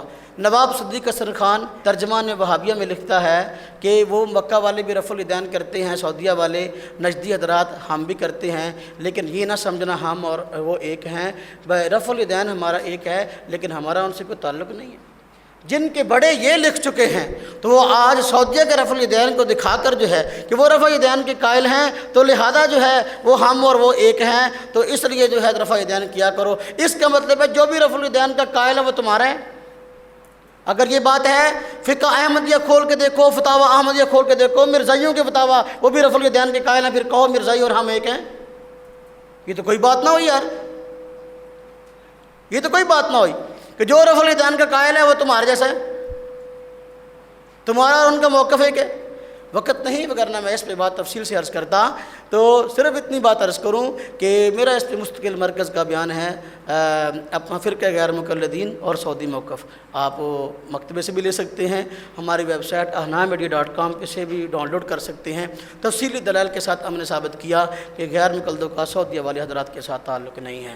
2-4 مسئلوں کا ملنا الگ بات ہے، کسی خاص شخصیت کا تائید کر دینا الگ بات ہے، لیکن موقف ان کا وہ نہیں ہے. تو کچھ باتیں مزید میں اس حوالے سے عرض کر دوں تاکہ آپ حضرات جب کوئی آدمی آپ سے بات کرے کہ سعودیہ والے رفع الیدین کرتے ہیں تو پھر آپ بڑے یقین کے ساتھ، بڑے اعتماد کے ساتھ بات کر سکیں. دیکھو سعودیہ والے حضرات رفع الیدین کیوں کرتے ہیں؟ اس لیے کہ وہ امام احمد کے مقلد ہیں. کیوں کرتے ہیں؟ غیر مقلد حضرات تقلید کو شرک کہتے ہیں. آپ دیکھو کوئی امام ابو حنیفہ رحمۃ اللہ علیہ کا مقلد ہو یا کوئی امام احمد کا مقلد ہو، غیر مقلدوں کے ہاں جب ہے ہی تقلید شرک تو اب ان کے ہاں تو وہ مشرک ہے. مشرک کے عمل کو بطور دلیل کے پیش کرنا کس کا کام ہے؟ یا تو یہ کہو کہ جو ہے مقلد مشرک نہیں، پھر ہمیں مشرک کیوں کہتے ہو؟ اس لیے کہ وہاں سے ریال ملتے ہیں، ہمارے پاس ریال نہیں ہے. بھائی بات یہ ہے سعودیہ والے حضرات چونکہ مرکز میں بیٹھے ہیں اور وہ سب کی دل جوئی کرتے ہیں، جو ان کے پاس جائے اور ان کے ساتھ ہمدردی کا اظہار کرے تو وہ اس کے ساتھ دل جوئی کی بات کرتے ہیں. تو وہ الجھتے ان مسائل پہ نہیں ہیں. حضرت عبد الرحمن سدیس ہو یا کوئی اور امام حرم ہو، جتنے ائمہ حرمین ہیں، آپ نے کبھی سنا ہے کسی ائمہ حرمین میں سے کسی امام نے بھی کبھی ترک رفع الیدین کے قائل حضرات کو چیلنج کیا ہو کہ تمہاری نماز خلاف سنت ہے، آؤ ہم سے مناظرہ کرو؟ ایک ائمہ حرمین میں سے ایک کا حوالہ پیش کرو، کتاب کا پیش کر دو، تقریر کا پیش کر دو. ائمہ حرمین میں سے کبھی کسی نے بھی یہ اعلان نہیں کیا، کبھی چیلنج اور دعویٰ نہیں کیا تمہاری نماز خلاف سنت ہے اور ہم سے آ کے مناظرہ کرو، پھر تم کیوں کرتے ہو؟ معلوم ہوا تمہارے یہاں رفع الیدین کی حیثیت اور ہے اور سعودیہ والوں کے یہاں رفع الیدین کی حیثیت اور ہے. ایک بھی حوالہ اس بات پہ غیر مقلد پیش نہیں کر سکتا کہ ائمہ حرمین نے ہمیں چیلنج کیا ہو، کبھی سعودیہ کے اندر ائمہ حرمین نے مناظرہ کیا ہو. الحمدللہ ہم عمرہ کے لیے بھی جاتے ہیں، ہم حج کرنے کے لیے بھی جاتے ہیں اور وہاں جا کر بھی رفع الیدین کے بغیر نماز پڑھتے ہیں. ائمہ حرمین نے کبھی ہمیں کہا ہو تمہاری نماز خلاف سنت ہے، رفع الیدین کرو. آپ غیر مقلدین کی مسجد میں جائیں، رفع الیدین کے بغیر نماز پڑھیں، پھر دیکھنا وہاں کیا بنتا ہے. کوئی ہمارا آدمی غیر مقلدوں کی مسجد میں چلا جائے، رفع الیدین کے بغیر نماز پڑھے، فوراً اس کو پکڑ لیں گے، بٹھا لیں گے، تو رفع الیدین کیوں نہیں کیا؟ تو یہ نماز خلاف سنت ہے. تو وہاں تو بھائی ائمہ حرمین تو یہ کام نہیں کرتے. ان کے ہاں رفع الیدین کے مسئلے کی حیثیت اجتہادی ہے. وہ کہتے ہیں دلائل دونوں طرف ہیں، رفع الیدین کرنے پر بھی دلائل موجود ہیں، اس کے ترک پہ بھی دلائل موجود ہے. جو رفع الیدین کرتا ہے اس کے پاس الگ دلائل ہیں، وہ اپنے امام کی تقلید میں کرتا ہے. جو رفع الیدین نہیں کرتا اس کے پاس دلائل موجود ہیں، اپنے امام کی تقلید میں نہیں کرتا. سعودیہ والے حضرات امام احمد رحمۃ اللہ علیہ کے مقلد ہیں. امام احمد رحمۃ اللہ علیہ کے، میں آپ کو صرف اس پہ وقت نہیں کرنا، بڑی تفصیل سے عرض کرتا. یہ ایک کتاب میرے ہاتھ میں ہے، لکھنے والے اپنا مشہور سعودی عالم حسن عبداللہ آل شیخ، ان کی کتاب ہے سعودی عرب کا عدالتی نظام. کیا نام ہے؟ سعودی عرب کا. یہ کتاب عربی میں تھی، یہاں پاکستان سے اس کا ترجمہ ہوا. تو اس کتاب کے اندر خود صفحہ نمبر 243 کے اندر انہوں نے کہا کہ سعودیہ کے اندر جو فیصلے ہوتے ہیں عدالتوں میں بھی وہ امام احمد رحمۃ اللہ علیہ کے قول پہ ہوتے ہیں. کس پہ ہوتے ہیں؟ امام احمد رحمۃ اللہ علیہ کے. تو ان کے جو اعمال ہیں، ان کے جو فیصلے ہیں، وہ تو امام احمد رحمۃ اللہ علیہ کے قول پہ ہیں. وہ رفع الیدین جو کرتے ہیں اس بنیاد پہ کرتے ہیں، امام احمد رحمۃ اللہ علیہ کا موقف ہے. ہم کہتے ہیں اگر امام احمد رحمۃ اللہ علیہ رفع الیدین کے قائل ہیں، امام اعظم ابو حنیفہ رحمۃ اللہ علیہ رفع الیدین کے قائل نہیں ہیں، دونوں مجتہد ہیں. جس کا اجتہاد ٹھیک ہے اس کے لیے 2 اجر ہیں، جس کا اجتہاد ٹھیک نہیں ہے اس کے لیے 1 اجر ہے. تو ان کے لیے 1 اجر ہے، ہمارے لیے 2 اجر ہیں. یا خارج الامر میں ہم میں سے کوئی ایک جو بھی غلط ہوگا اس کے لیے 1 اجر ہے، دوسرے کے لیے 2 اجر ہے. لیکن غیر مقلد کے لیے تو کوئی اجر نہیں، اس کے لیے تو جوتے ہیں. تو حدیث ہے نا، جو آپ قرآن میں اپنی رائے پیش کرے اس کی رائے درست بھی ہو، وہ رائے دینے کا حل نہیں ہے. فَلْيَتَبَوَّأْ مَقْعَدَهُ مِنَ النَّارِ، اس کے لیے دوزخ ہے، اس کے لیے جوتے ہیں. تو امام احمد کا مقابلہ کیسے کرے گا؟ وہ تو امام احمد کی اتباع میں بات کرتے ہیں. خیر اس میں دیکھیں مزید بھی کچھ باتیں پیش کی جا سکتی ہیں.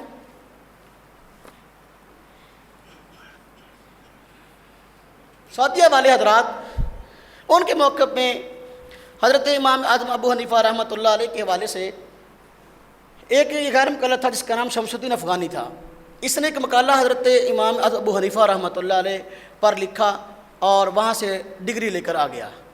تو یہاں آ کر تعریف کے ساتھ اس مقالے کو شائع کیا جس میں امام ابو حنیفہ رحمۃ اللہ علیہ کے خلاف بکواسات تھی. اس میں جب ہمارے اکابر نے رابطہ کیا کہ یہ آدمی یہاں دجل پھیلا رہا ہے، کہہ رہا ہے کہ میں نے وہاں مقالہ لکھا، میرا مقالہ پاس بھی ہو گیا امام ابو حنیفہ کے خلاف، تو جو ہے اب بتاؤ تم تو امام ابو حنیفہ کے مدعا ہو، پھر اس نے یہ کام کیوں کیا؟ تو وہاں کے اپنا مدینہ یونیورسٹی کے وائس چانسلر نے باقاعدہ طور پر جو ہے اس سے اعلان برات کیا، باقاعدہ عربی زبان کے اندر، پھر اس کے ترجمے کے ساتھ جو ہے یہ اب یہاں چھپا ہے. تو باقاعدہ طور پر کہ ہمارا اس پاگل آدمی کے ساتھ تعلق نہیں ہے. اس نے جو تحریفات کی ہیں امام ابو حنیفہ رحمۃ اللہ علیہ کے خلاف بکواسات کی ہیں، ہم تو امام ابو حنیفہ رحمۃ اللہ علیہ کے قدردان ہیں، ان کی عزت کرنے والے ہیں، ان کی ایسی بکواسات سے ہمارا کوئی تعلق نہیں ہے. تو کیا یہ اور وہ ایک ہوئے؟ جی اچھا. اسی طرح دیکھیں یہ کتاب ہے مومن کا عقیدہ، خود غیر مقلد حضرات نے بھی شائع کی ہے کتاب. یہ کتاب کا اصل نام ہے لمحۃ الاعتقاد. یہ علامہ ابن قدامہ مقدسی رحمۃ اللہ علیہ کتاب ہے. سعودیہ والے حضرات نے جو لوگ حج کر کے آتے ہیں ان کو تحفے میں دی ہے. اس کتاب کے آخر میں لکھا ہوا ہے کوئی آدمی اپنے آپ کو حنفی، شافعی، مالکی کہتا ہے تو کوئی حرج نہیں ہے، جبکہ غیر مقلد ہم سے الجھتے ہیں کہ تم اپنے آپ کو حنفی کیوں کہتے ہو، محمدی کیوں نہیں کہتے.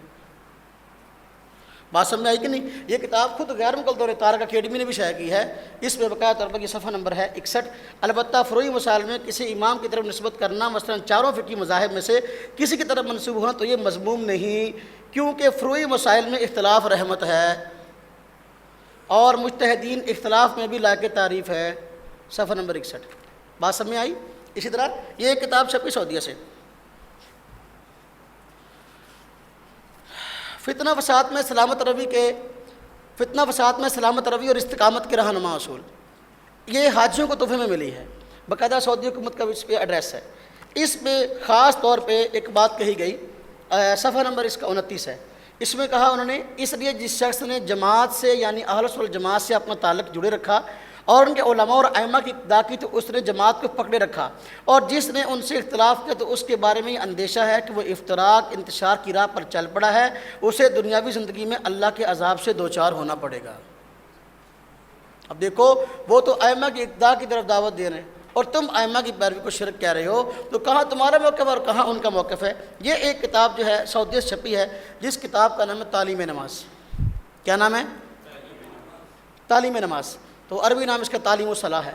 تو لکھنے والے ڈاکٹر عبداللہ بن احمد الزید ہیں اور سعودی حکومت نے یہ کتاب ان لوگوں کو تحفے میں دی ہے جو وہاں حج کر کے واپس آتے ہیں، تو اس پہ لکھا بھی وہ ہدیہ ہے۔ تو اب یہ کتاب جو لکھی، اس کتاب میں انہوں نے نماز کے بنیادی مسائل کو ذکر کیا جن کا معلوم ہونا ہر مسلمان کے لیے ضروری ہے، لیکن پوری نماز کے اندر آپ پوری کتاب پڑھ کے دیکھ لیں، پوری کتاب کے اندر کہیں بھی آپ کو نہیں ملے گا اس نے لکھا ہوگا رفع الیدین کرو، اس نے کہا ہو کہ امام کے پیچھے قرات کرو، اس نے کہا ہو کہ امام کی اپنا جو ہے امام کے پیچھے آمین بالجہر کہو۔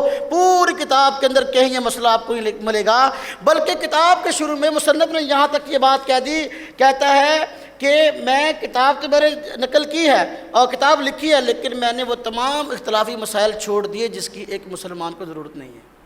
اب دیکھیں، کہتا ہے لہذا میں نے نماز کے ان اہم مسائل کو قرآن و سنت سے ماخوذ شرعی دلائل کی روشنی میں جمع کر دینا مناسب سمجھا، جن کا بجا لانا ہر مسلمان کے لیے ضروری ہے، اور ان تمام اختلافی مسائل اور تفصیلی تحقیقات کو ترک کر دیا جن کی ایک عام نمازی کو ضرورت نہیں۔ اس میں کہیں بھی اس آدمی نے رفع الیدین کا نہیں کہا کرو، آمین بالجہر کا نہیں کہا کرو، قرات خلف الامام کا نہیں کہا کرو، تو پھر معلوم ہوا سعودیہ والوں کے ہاں رفع الیدین کی وہ حیثیت نہیں جو غیر مقلدوں کے ہاں ہے، ان کے آمین بالجہر کی وہ حیثیت نہیں جو ہے ان حضرات کے ہاں ہے، ان کے ہاں ترک قرات خلف الامام کے مسئلے کی وہ حیثیت نہیں جو ان حضرات کے ہاں ہے۔ تو پھر یہ کس منہ سے کہتے ہیں ہم اور وہ ایک ہیں؟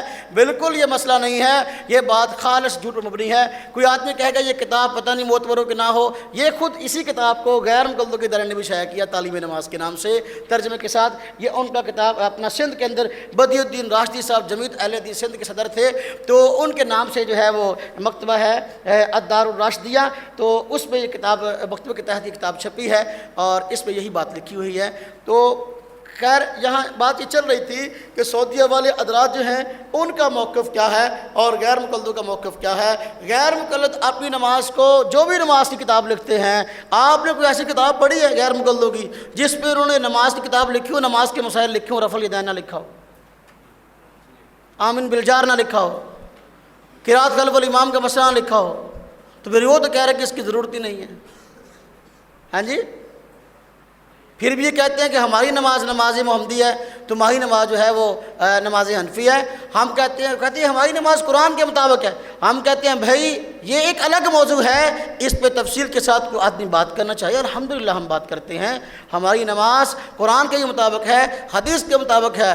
یہ غیر مقلدوں میں ایک آدمی تھا جس کا نام تھا عبداللہ چکڑالوی، یہ لاہور ان کی چینیاں والی مسجد تھی، غیر مقلدوں کی اب بھی ہے، تو جہاں احسان اللہ ظہیر صاحب بھی خطیب رہ چکے، تو یہ وہاں کا خطیب تھا۔ بعد میں یہ منکر حدیث ہو گیا، اس نے الگ جو ہے ایک فرقہ بنا لی جس کا نام تھا اہل قرآن۔ اس نے ایک کتاب لکھی، بعد میں حدیث کا انکار کر دیا، اور اس نے ایک کتاب لکھی قرآنی نماز کیا ہے۔ یہ ایک کتاب ہے برہان الفرقان فی صلاۃ القرآن۔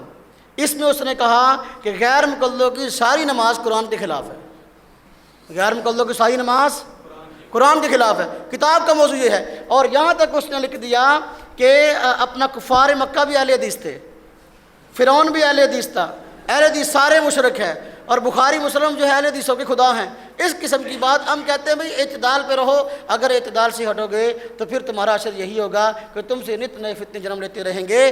خیر میں بات عرض کر رہا تھا رفع الیدین اور اس کے ترک سے متعلق بات چل رہی تھی۔ مدینہ والے رفع الیدین کرتے ہیں لیکن مدینہ والے ہم سے الجھتے نہیں ہیں۔ جو لوگ حج عمرہ کے لیے جاتے ہیں ان سے اگر کوئی الجھے گا، آپ تحقیق کر کے دیکھ لیں، وہ یا تو ہندوستان کا غیر مقلد ہوگا یا پاکستان کا یا بنگلہ دیش کا، وہ سعودی نہیں ہے۔ لال رومال لینے سے آدمی جو ہے وہ حملی نہیں بن جاتا، وہ سعودی نہیں بن جاتا۔ لال رومال کے ہر تار کی تحقیق ضروری ہے، ہر تار کی۔ ہم کرتے نہیں نا، ہم کہتے ہیں وہ سعودیہ والا ہے، لہذا اس نے یہ کہہ دیا۔ یہ سب غیر مقلد انڈیا اور پاکستان کے وہاں لال رومال لے کر کھڑے ہوتے ہیں اور لوگوں کو ورگلاتے ہیں۔ وہ لوگ بیچارے اس نے ظن رکھتے ہیں کہ چلو یار یہ اردو جانتے ہیں، تو چلو جو آدمی کہتا ہے کہ میں لوگوں کو مسائل بتا سکتا ہوں، اردو جانتا ہوں، عالم دین ہوں، وہ چینا چیز کا تو نہیں دیکھتی ہے آدمی کے نظریات کیسے، وہ کہتے چلو یار بتا دو لوگوں کو مسئلے جتنے بتا سکتے ہو۔ تو یہ لوگ وہاں ویسے چھڑتے ہیں غیر مقلد جا کر، وگرنہ وہ حضرات غیر مقلد نہیں ہیں، وہ امام احمد رحمۃ اللہ علیہ کے مقلد ہیں۔ خیر ترک رفع الیدین کے موضوع پر بات چل رہی تھی کہ میں عرض کر رہا تھا کہ نبی کریم صلی اللہ علیہ وسلم سے 4 رکعت کی رفع الیدین میں 28 مرتبہ رفع الیدین ثابت ہے۔ 4 رکعت کی نماز میں 28 مرتبہ رفع الیدین جن صحابہ کرام سے ثابت ہے وہ حضرت عبداللہ بن عمر رضی اللہ تعالیٰ عنہما بھی ہیں، حضرت مالک بن حویرث بھی ہیں، حضرت وائل بن حجر بھی ہیں، ان سے رکوع کا رفع الیدین بھی مروی ہے، ان سے سجدے کا رفع الیدین بھی مروی ہے، اور انہی حضرات سے پھر ترک رفع الیدین بھی مروی ہے۔ اب ترک رفع الیدین کے دلائل میں جب ہم ان صحابہ کرام سے روایات پیش کر دیں گے تو اب تو جو ہے کسی کو انکار کی گنجائش نہیں ہونی چاہیے۔ کیا خیال ہے؟ حضرت عبداللہ بن عمر رضی اللہ تعالیٰ عنہما ان سے رفع الیدین کی روایت مروی ہے، بالکل ٹھیک ہے، ہم نے کہا صحیح ہے، نبی کریم صلی اللہ علیہ وسلم کو کرتے ہوئے دیکھا، انہوں نے بیان کر دیا۔ ان سے ترک رفع الیدین کی روایت بھی مروی ہے، انہوں نے چھوڑے ہوئے دیکھا، یہ بیان کر دیا۔ اب اخبار الفقہاء والمحدثین مشہور کتاب ہے، اس کتاب میں خود حضرت عبداللہ بن عمر رضی اللہ تعالیٰ عنہما سے روایت ہے، وہ خود فرماتے ہیں نبی کریم صلی اللہ علیہ وسلم ہجرت سے پہلے رفع الیدین کرتے تھے، ہجرت کے بعد آپ نے رفع الیدین چھوڑ دیا۔ ایک حوالہ کس سے روایت ہے؟ حضرت عبداللہ بن عمر رضی اللہ تعالیٰ عنہما سے، ہجرت سے پہلے رفع الیدین کرتے تھے، ہجرت کے بعد رفع الیدین۔ یہاں ایک بات سمجھ لیں کہ ایک غیر مقلد کے سامنے میں نے یہ روایت پیش کی تو مجھے کیا لگا، اس کا مطلب یہ ہوا کہ جس دن آپ نے ہجرت کی اس دن رفع الیدین چھوڑ دیا۔ میں نے کہا نہیں، اس کا یہ مطلب نہیں ہے، بلکہ حضرت عبداللہ بن عمر رضی اللہ تعالیٰ نے یہ بتانا چاہتے ہیں کہ بھائی رفع الیدین کا ترک جو ہے وہ مدینہ میں ہوا، مکہ میں نہیں ہوا۔ یہ نہیں بتانا چاہتے کہ جس دن ہجرت کیا اس دن چھوڑ دیا، یہ ہمارا موقف نہیں ہے، اور حدیث کا مطلب بھی یہ نہیں ہے، بلکہ مطلب یہ ہے کہ رفع الیدین کے ترک کا مقام بتانا چاہتے ہیں کہ آپ صلی اللہ علیہ وسلم نے، صحابہ کرام نے رفع الیدین چھوڑا کہاں ہے، آیا مکہ میں چھوڑا یا مدینہ میں چھوڑا؟ تو وہ فرماتے ہیں کہ ہجرت کے بعد رفع الیدین چھوڑ دیا گیا۔ ایک روایت۔ دوسری مسند حمیدی میں حضرت عبداللہ بن عمر رضی اللہ تعالیٰ عنہما سے روایت ہے، وہ خود فرماتے ہیں میں نبی کریم صلی اللہ علیہ وسلم کو دیکھا کہ آپ شروع نماز میں رفع الیدین کرتے تھے اور رکوع جاتے ہوئے رکوع سے اٹھتے ہوئے رفع الیدین نہیں کرتے تھے۔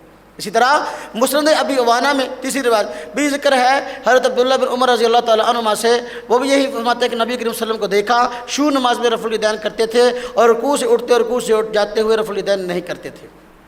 اچھا، حضرت عبداللہ بن عمر رضی اللہ تعالیٰ عنہما کے شاگرد خاص حضرت مجاہد خود فرماتے ہیں، ان سے کئی روایات ہیں، وہ کہتے ہیں کہ میں نے عبداللہ بن عمر رضی اللہ تعالیٰ عنہما کو دیکھا کہ وہ رفع الیدین نماز میں نہیں کرتے تھے۔ ہم کہتے ہیں جو صحابی رفع الیدین کی روایت ذکر کرتا ہے تو اسی صحابی سے رفع الیدین کے ترک کی روایات ہیں۔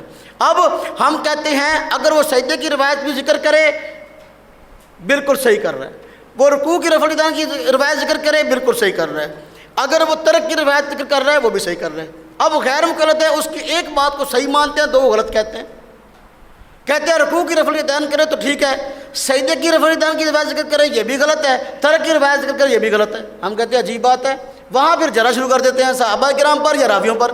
ہم کہتے ہیں صحابی نے جو ہوتے ہوئے دیکھا وہ بیان کر دیا اور ایسے ہی اپنا لیا۔ ان سے 3 طرح کی روایات ہیں، رکوع کی بھی ہیں، سجدے کی بھی ہیں، ترک کی بھی ہیں۔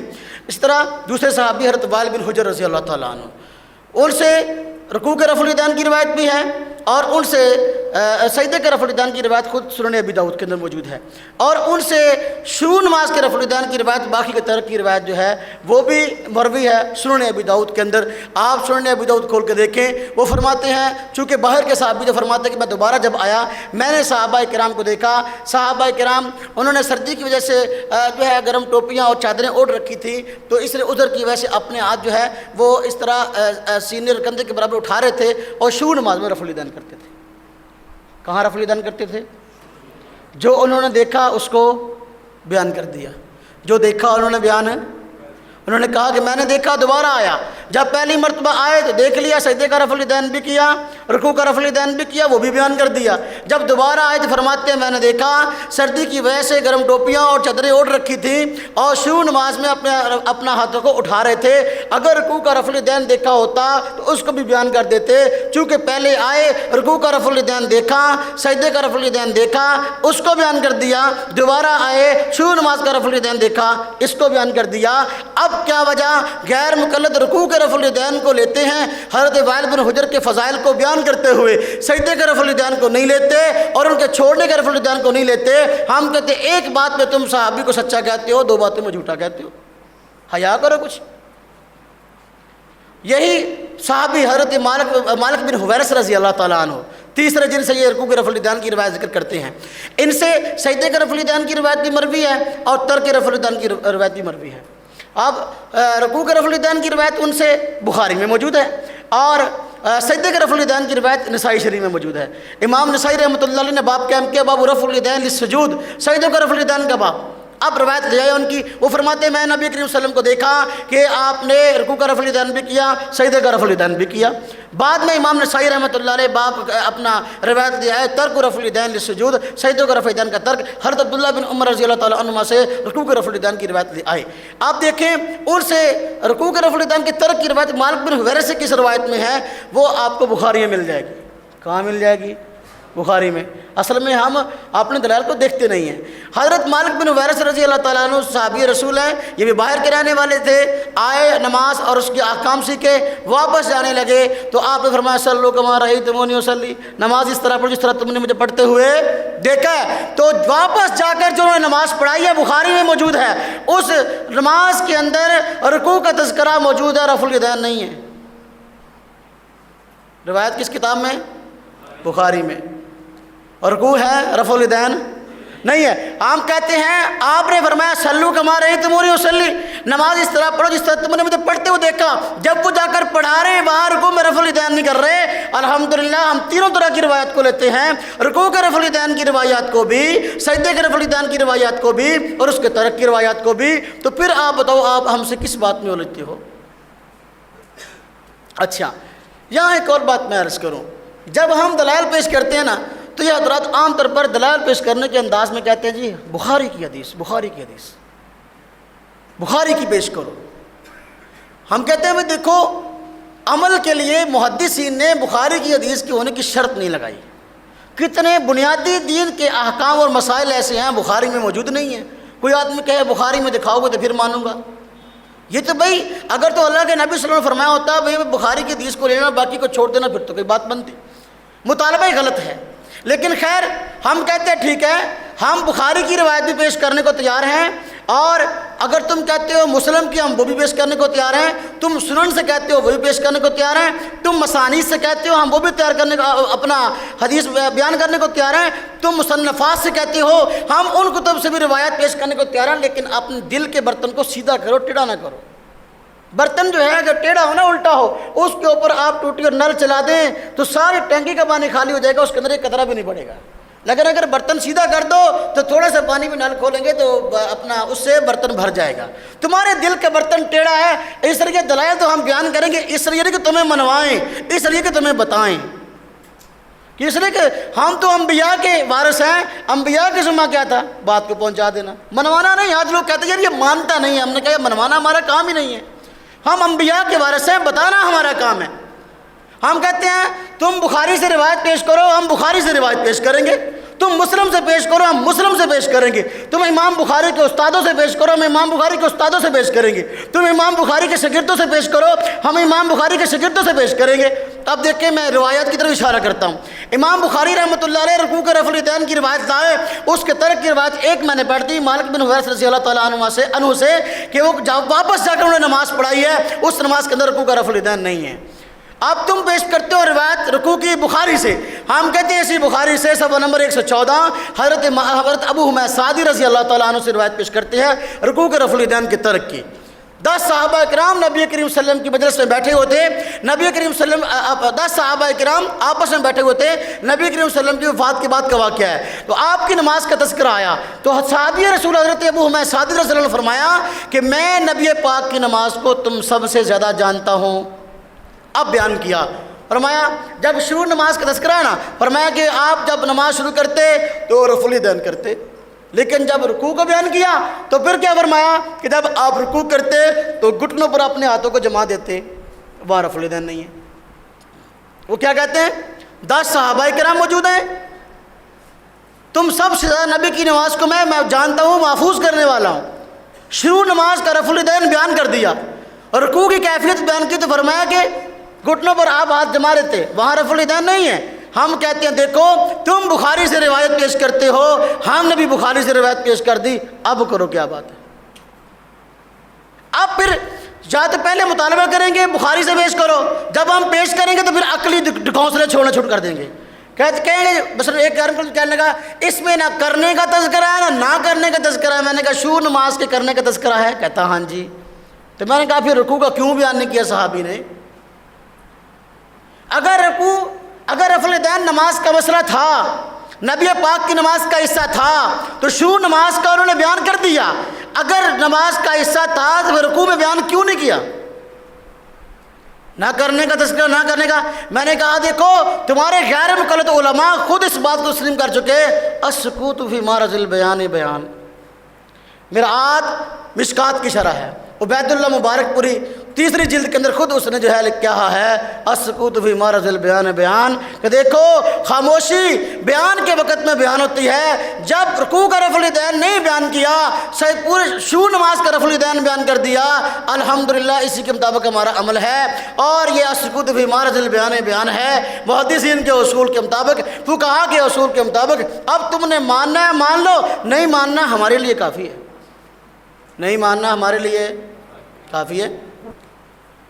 میں نے ایک مناظرے میں بخاری سے اس نے بخاری کی پڑھی، میں نے بخاری کی پڑھ دی. میں نے کہا آپ بتاؤ کس کتاب سے پڑھو گے؟ کہتا جی میں مسلم سے پڑھتا ہوں. میں نے کہا میں مسلم سے پڑھ دیتا ہوں. اس نے مسلم کی روایت پڑھی. میں نے کہا جی حضرت جابر بن سمرہ رضی اللہ تعالیٰ عنہ سے روایت ہے، نبی کریم صلی اللہ علیہ وسلم کے متعلق وہ فرماتے ہیں کہ نماز میں رفع الیدین صحابہ کرام کر رہے تھے. نبی کریم صلی اللہ علیہ وسلم گھر سے باہر نکلے، آپ نے فرمایا کیا ہو گیا؟ میں تمہیں دیکھ رہا ہوں کہ تم نماز کے اندر اپنے ہاتھوں کو اٹھا رہے ہو، اسکون فی الصلاۃ، نماز میں سکون اختیار کرو. میں نے کہا تم نے مسلم شریف کی روایت پڑھ دی؟ میں نے مسلم شریف کی پڑھ دی. اب بتاؤ کیا کرو گے؟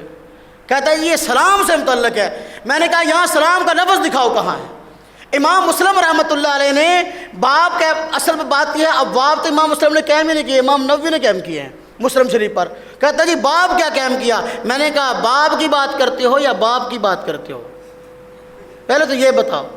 اگر باب کی بات کرتے ہو، باب الامر بالسکون فی الصلاۃ، یہ باب کا ایک حصہ ہے، اس سے متعلق روایت ہے. سلام والی روایت اس سے نیچے ہے، اگلے والے باب کا حصہ اس کے ساتھ متعلق ہے. اگر یہ دونوں ایک حدیث ہوتی، کہتا ہے یہ ایک حدیث ہے. میں نے کہا اگر دونوں ایک حدیث ہوتی الگ الگ سند بیان کرنے کی ضرورت تھی؟ کہتا ہے نہیں. تو میں نے کہا پھر کیوں بیان کی؟ یہ تم نہیں مانا تم نہ مانو، لیکن اہل حدیث کے عنوان سے حدیث کا عنوان انکار تو نہ کرو. پھر مجھے کہنے لگا نماز کے اندر ہے اسکنوا فی الصلاۃ، نماز میں سکون اختیار کرو، تو پھر شروع نماز میں کیوں کرتے ہو؟ میں نے کہا فرمایا حدیث کے الفاظ پہ غور کرو، اسکنوا فی الصلاۃ، نماز میں سکون اختیار کرو. تو بھائی جو شروع نماز کا رفع الیدین ہے وہ نماز کے اندر نہیں، نماز کے باہر کا ہے. تکبیر تحریمہ نماز کے لیے شرط ہے، شطر نہیں ہے. پڑھا ہوا نا آپ نے، یہ سمجھانے کی ضرورت نہیں. ہاں جی. تو لہذا اسکنوا فی الصلاۃ میں رکوع کا داخل ہے، سجدے کا داخل ہے، اس کا ترک یہاں سے ثابت ہے. غیر مقلد بھی کہتے ہیں منع دکھاؤ، حدیث سے منع دکھاؤ. ہم کہتے ہیں بھائی منع حکم کے مقابلہ میں ہوتا ہے. ایک حکم کی روایت تم پڑھ دو، منع کی ہم پڑھ دیتے ہیں. حکم کی ایک بھی روایت نہیں ہے، ہم نے منع کی پڑھ دی مسلم سے. جیسے مطالبے کرتے جاؤ گے دلائل ہم سے لیتے جاؤ، تم کو منوانا ہمارا کام نہیں ہے. بس اوقات ساتھی پریشان ہوتے ہیں یہ مانتا کیوں نہیں ہے. ہم کہتے ہیں دل پہ مہر لگ جائے، دل سیاہ ہو جائے، اب ماننا اس نے کیسے ہے؟ یہ ہمارا کام ہی نہیں ہے، یہ ہماری ڈیوٹی نہیں ہے. ہمارا کام ہے دلائل کو بیان کرنا. اب جب میرے ایک مناظرے میں روایت پیش کی، مجھے کہنے لگا اچھا یہ بتاؤ اس میں تو گھوڑے کی دموں کے ساتھ تشبیہ ہے، کہ گھوڑوں کی طرح دمیں کیوں ہلا رہے ہو؟ آپ نے کبھی گھوڑا دیکھا ہے؟ میں نے کہا بالکل دیکھا ہے، میں تو دیہاتی آدمی ہوں. کہتا ہے گھوڑا دم کیسے ہلاتا ہے؟ میں نے کہا تم پوچھنا کیا چاہتے ہو؟ کہتا ہے گھوڑا جب دم ہلاتا ہے وہ تو تم یوں ہلاتا ہے، ہم رفع الیدین یوں کرتے. میں نے کہا سبحان اللہ، ہم دیہاتی ہیں، ہم نے گھوڑے کو دیکھا ہے، گھوڑا دم عام طور پر یوں ہلاتا ہے، لیکن جو گھوڑا سرکش ہو، مالک کا نافرمان ہو، تو جب بہت غصے میں ہوتا ہے پھر یوں ہلا کے نا یوں بھی ہلاتا ہے. بات سمجھ میں آئی؟ میں نے کہا تم سرکش ہو، حدیث میں آ بھی گیا، پھر بھی نہیں مان رہے، اسی تم یوں ہلاتے ہو. یہاں سرکش گھوڑوں کی بات ہو رہی ہے، مطلقاً گھوڑوں کی بات ہی نہیں ہو رہی. تو جب ہم سے روایت کا مطالبہ کرے گا نا تو پھر عقلی اعتراض شروع کر دے گا. اب مسلم کی روایت کو ضعیف تو کہہ نہیں سکتا. اب وہ میں سادی والی روایت میں نے پیش کی بخاری سے، مجھے کہنے لگا یہ روایت ابو داؤد میں بھی ہے، اس میں رکوع کا رفع الیدین ہے. میں نے کہا یار آج تک تم یہ کہتے آئے کہ بخاری کا پہلا نمبر ہے، بخاری پہ آؤ، بخاری پہ آؤ، باقی کی روایت نہ پیش کرو، بخاری کی ہوتی ہو دوسری حدیث کو نہ مانو۔ میں نے بخاری کے ابو حمید سعدی کی روایت پڑھی، اس میں شروع نماز کا رفع الیدین ہے۔ جو ابو داؤد کی روایت ہے وہ تو ضعیف ہے، اس میں تو قدری راوی ہے، تقدیر کے منکر راوی ہے۔ آپ اس جھوٹی ضعیف روایت کو جس میں قدری راوی ہے آپ اس کو ہم پہ مسلط کرنا چاہتے ہو صحیح حدیث کے ہوتے ہوئے۔ آج تک ہمارے سامنے یہ تم گیت گاتے رہے کہ بخاری کی روایت ہم پیش کرتے ہیں، یہ غیر بخاری کی پیش کرتے ہیں۔ جب ہم نے بخاری کی پیش کی آپ سنن ابو داؤد کی طرف بھاگ گئے جس میں قدری راوی ہے۔ آپ مجھے کہنے لگا امام بخاری رحمۃ اللہ علیہ کا مرتبہ بتاؤ۔ میں نے کہا امام بخاری رحمۃ اللہ علیہ کا مرتبہ تجھ سے کہیں زیادہ ہے۔ پھر مجھے کہنے لگا تو پھر آپ امام بخاری کو کیوں نہیں مانتے؟ میں نے کہا میں امام بخاری کو بھی مانتا ہوں، بخاری سے حدیث پڑھی ہیں، اور امام بخاری کے استادوں کو بھی مانتا ہوں، امام بخاری کے شاگردوں کو بھی مانتا ہوں۔ امام بخاری کے دو استاد بلکہ 3 استاد، امام عبدالرزاق، امام ابن ابی شیبہ، امام حمیدی، ان تینوں سے آپ کتابیں کھول کے دیکھیں ترک رفع الیدین کی روایت مروی ہے، ترک رفع الیدین کی روایات مروی ہیں۔ جب ان تینوں سے ترک رفع الیدین کی روایت مروی ہیں، میں نے کہا میں امام بخاری کو بھی مانتا ہوں، ان کے استادوں کو بھی مانتا ہوں۔ اگلی بات کر میں کہ میں ان کے شاگردوں کو بھی مانتا ہوں۔ امام نسائی، امام ترمذی رحمۃ اللہ علیہ امام بخاری کے شاگرد ہیں۔ امام ترمذی رحمۃ اللہ علیہ حضرت ابن مسعود رضی اللہ تعالیٰ عنہ کی روایت لائے ہیں، اور اس روایت کو کہا کہ یہ روایت حسن ہے، دوسرے نسخے میں یہ روایت صحیح ہے۔ میں نے کہا بتاؤ وہ اگر روایت کوئی ثابت ہی نہیں ہے، وہی امام بخاری کے شاگرد امام ترمذی کہہ رہے ہیں بے شمار صحابہ اور تابعین کا جو ہے وہ اس ترک رفع الیدین پر عمل ہے، وہی کہتے ہیں سارے کوفہ والوں کا اس پہ جو ہے ترک رفع الیدین پر عمل ہے۔ اب تم مجھے بتاؤ کیا یہ امام بخاری کے شاگرد امام بخاری کو نہیں سمجھتے تھے؟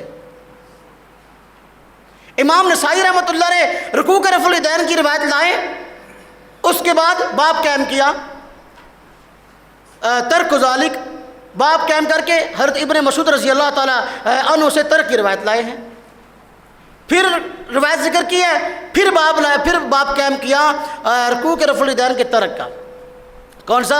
اور رخصت فی ترک ذالک، پھر حضرت ابن مسعود رضی اللہ تعالیٰ عنہ کی روایت لے آئے۔ اگر ترک ہوا ہی نہیں ہے تو ترک ذالک اور رخصت فی ترک ذالک کے باب قائم کرنے کی ضرورت کیا ہے؟ امام بخاری کے شاگرد ہیں یہ۔ جب میں نے یہ روایت حضرت ابو حمید سعدی والی بخاری کی پیش کی نا، صفحہ 114 والی، تو مجھے کہنے کا باب بتاؤ کیا ہے، امام بخاری کس باب میں لائے؟ میں نے کہا امام بخاری تو اس روایت کو مختلف ٹکڑوں کی شکل میں بخاری میں کئی جگہ لائے ہیں۔ جب بخاری میں کئی جگہ لائے ہیں تو ہر جگہ پر باب الگ قائم کیا، فقہ البخاری فی تراجم ہی، تو امام بخاری رحمۃ اللہ علیہ تو اپنے مسائل کی تخریج کرتے ہیں مختلف عنوانات قائم کر کے، مجھے اس کی ضرورت نہیں، میں امام ابو حنیفہ کا مقلد ہوں، اللہ کے نبی کی حدیث دیکھ۔ کہتا نہیں باب بتاؤ، باب رفع الیدین کے ترک کا باب ہو۔ میں نے کہا باب ہو تو مان لو گے؟ میں نے کہا میرے خیال میں تو آپ اپنے باب کی نہیں مانتے، تو باب کیسے مانو گے؟ میں امام نسائی رحمۃ اللہ علیہ نے باب قائم کیا ترک ذالک، مان لے، اور رخصت فی ترک ذالک باب مان لے، اگر باب ماننا ہے تو وہاں سے بھاگے گا۔ میں نے جب باب کا اشارہ کیا، کہتا یہ روایت جو ہے ضعیف ہے۔ امام ترمذی رحمۃ اللہ علیہ نے عبداللہ بن مبارک کی جرح نقل کی ہے، حضرت ابن مسعود کی روایت پر وہ کہتے ہیں کہ ثابت نہیں ہے۔ میں نے کہا بھائی سنن طحاوی میں جو ہے یہ روایت ہر ابن مسعود کی جو ہے وہ مذکور تھی عبداللہ بن مسعود رضی اللہ تعالیٰ عنہ سے دوسرے الفاظ سے۔ حضرت ابن مسعود رضی اللہ تعالیٰ عنہ نبی کریم صلی اللہ علیہ وسلم کی نماز کا نقشہ مختلف الفاظ سے کھینچتے ہیں، جس طرح کہ ترمذی میں فرمایا کہ کیا تم کو نبی پاک کی نماز پڑھ کر نہ دکھاؤں، تو شروع نماز میں رفع الیدین کیا، باقی جگہ پر نہ کیا عملاً۔ سنن طحاوی میں روایت ذکر کیا ہے کہ نبی کریم صلی اللہ علیہ وسلم کو دیکھا آپ نے شروع نماز میں رفع الیدین کیا، دوسری جگہ نہیں کیا۔ یہاں وہ گویا کہ آپ نے بصارت کو، اپنے رویت کو یہاں بیان کر رہا ہے کہ میں نے دیکھا۔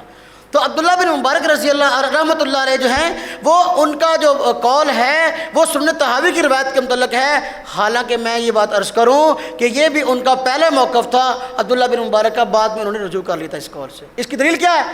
سنن طحاوی کے اندر ترک ذالک جو باب قائم کیا امام نسائی رحمۃ اللہ علیہ نے، تو اس کے اندر خود امام نسائی رحمۃ اللہ علیہ حضرت عبداللہ بن مبارک رضی اللہ رحمۃ اللہ علیہ سے روایت لائے ہیں حضرت ابن مسعود کی۔ عبداللہ بن مبارک رحمۃ اللہ علیہ سے حضرت ابن مسعود کی روایت لائے ہیں امام نسائی رحمۃ اللہ علیہ۔ اگر ان کے یہاں حضرت ابن مسعود کی روایت ثابت ہی نہیں ہے تو پھر جو ہے خود انہوں نے حضرت ابن مسعود کی روایت کو بیان کیوں کیا ہے؟ معلوم ہو کسی دور میں ان کو شبہ ہوا، بعد میں رجوع کر لیا، اس لیے اس روایت کو خود بیان کیا۔ اب تو وہ خود بیان کرنے والے ہیں، اور یہ روایت پھر ذکر کرو کہتے ہیں جی ضعیف ہے. میں نے کہا امام نسائی امام ترمذی رحمۃ اللہ علیہ اس روایت کو حسن کہتے ہیں, دوسرے نسخ کے اندر اس کو صحیح کہا. امام نسائی رحمۃ اللہ علیہ بھی اس روایت کو لائے. محدثین نے تو اس روایت کو صحیح کہا, وہ تو ایک الگ بات ہے نا جی کہ کن کن محدثین نے اس کو صحیح کہا, بلکہ غیر مقلد علماء جو ہیں انہوں نے بھی تو اس روایت کو صحیح قرار دیا ہے. تو اگر تم نے محدثین کی بات نہیں ماننی, ہماری بات نہیں ماننی, تو کم از کم جو ہے وہ اپنے بڑوں کی بات کو مان لو, اس میں جو ہے تمہاری خیر ہے. لیکن وہ کہتے ہیں غیر مقلد ہوتا ہی وہ جو کسی کی مانے نہ. کیا خیال ہے, غیر مقلد کون ہوتا ہے؟ چنانچہ اللہ اکبر, امام دارقطنی رحمۃ اللہ علیہ نے, یہ ان کی کتاب ہے العلل, اس کے اندر جلد نمبر 5 صفحہ 172 اور سوال نمبر 804 اس روایت کو امام دارقطنی رحمۃ اللہ علیہ نے درست قرار دیا. امام ابن حزم رحمۃ اللہ علیہ نے المحلہ بالآثار اس کے جلد نمبر 2 صفحہ 578 کے اندر اس روایت کو درست قرار دیا. علامہ ابن قطان الفاسی رحمۃ اللہ علیہ نے جو ہے اپنی کتاب بیان الوہم والایہام جلد نمبر 5 صفحہ 368 کے اندر اس روایت کو صحیح قرار دیا. اور غیر مقلد علماء کثیر علماء کرام ہیں جنہوں نے اس روایت کو درست قرار دیا. چنانچہ نسائی شریف پر حاشیہ لکھا ہے ایک مشہور غیر مقلد عالم نے جس کا نام ہے عطاء اللہ حنیف بوجیانی, لاہور کا عالم تھا. تو اس نے خود تاریخ سلفی کے اندر کہا ہے کہ یہ حق بات یہ ہے کہ یہ روایت قوی ہے. حق بات کیا ہے؟ یہ روایت, بولو تو صحیح یار, سنتا نہیں, یہ روایت قوی ہے. یہ کتاب ہے, کتاب کا نام ہے نماز کی کتاب. یہ حال ہی میں لاہور سے چھپی ہے. لکھنے والا غیر مقلد عالم ہے حافظ عمران ایوب لاہوری. حضرت ابن مسعود رضی اللہ تعالی عنہ کی روایت کو ذکر کیا ہے صفحہ نمبر 107 پہ. چنانچہ کہتا ہے اگرچہ اس حدیث کو اہل علم نے صحیح کہا ہے, لیکن اس سے رفع الیدین کی نفی لازم نہیں آتی, بلکہ صرف تاکید میں کچھ کمی واقع ہو جاتی ہے, وگرنہ مشروعیت تو دیگر کئی احادیث سے ثابت ہے. خیر, اہل علم نے صحیح قرار دیا. حاشیہ میں لکھا ہے کن کن اہل علم نے صحیح قرار دیا. لکھتا ہے ناصر الدین البانی. ناصر الدین البانی نے سنن کے جو ہے جدو حصے کر دیے تھے. نعوذ باللہ ایسا کام کیا کہ تاریخ میں محدثین کی محنت پر پانی پھیرنے کی ایسی کاوش نہیں ہوئی جو اس نے کی. تو ہر سنن کی کتاب کے 2 حصے کر دیے, صحیح ابو داؤد ضعیف ابو داؤد, صحیح ترمذی ضعیف ترمذی, صحیح ابن ماجہ ضعیف ابن ماجہ. تو اس نے اس روایت کو صحیح ابو داؤد کے اندر ذکر کیا ہے. صحیح ابو داؤد کے اندر معلوم ہوا کہ ناصر البانی کے ہاں بھی حضرت عبداللہ بن مسعود رضی اللہ تعالیٰ عنہ کی روایت جو ہے وہ صحیح ہے. ٹھیک ہے نا جی.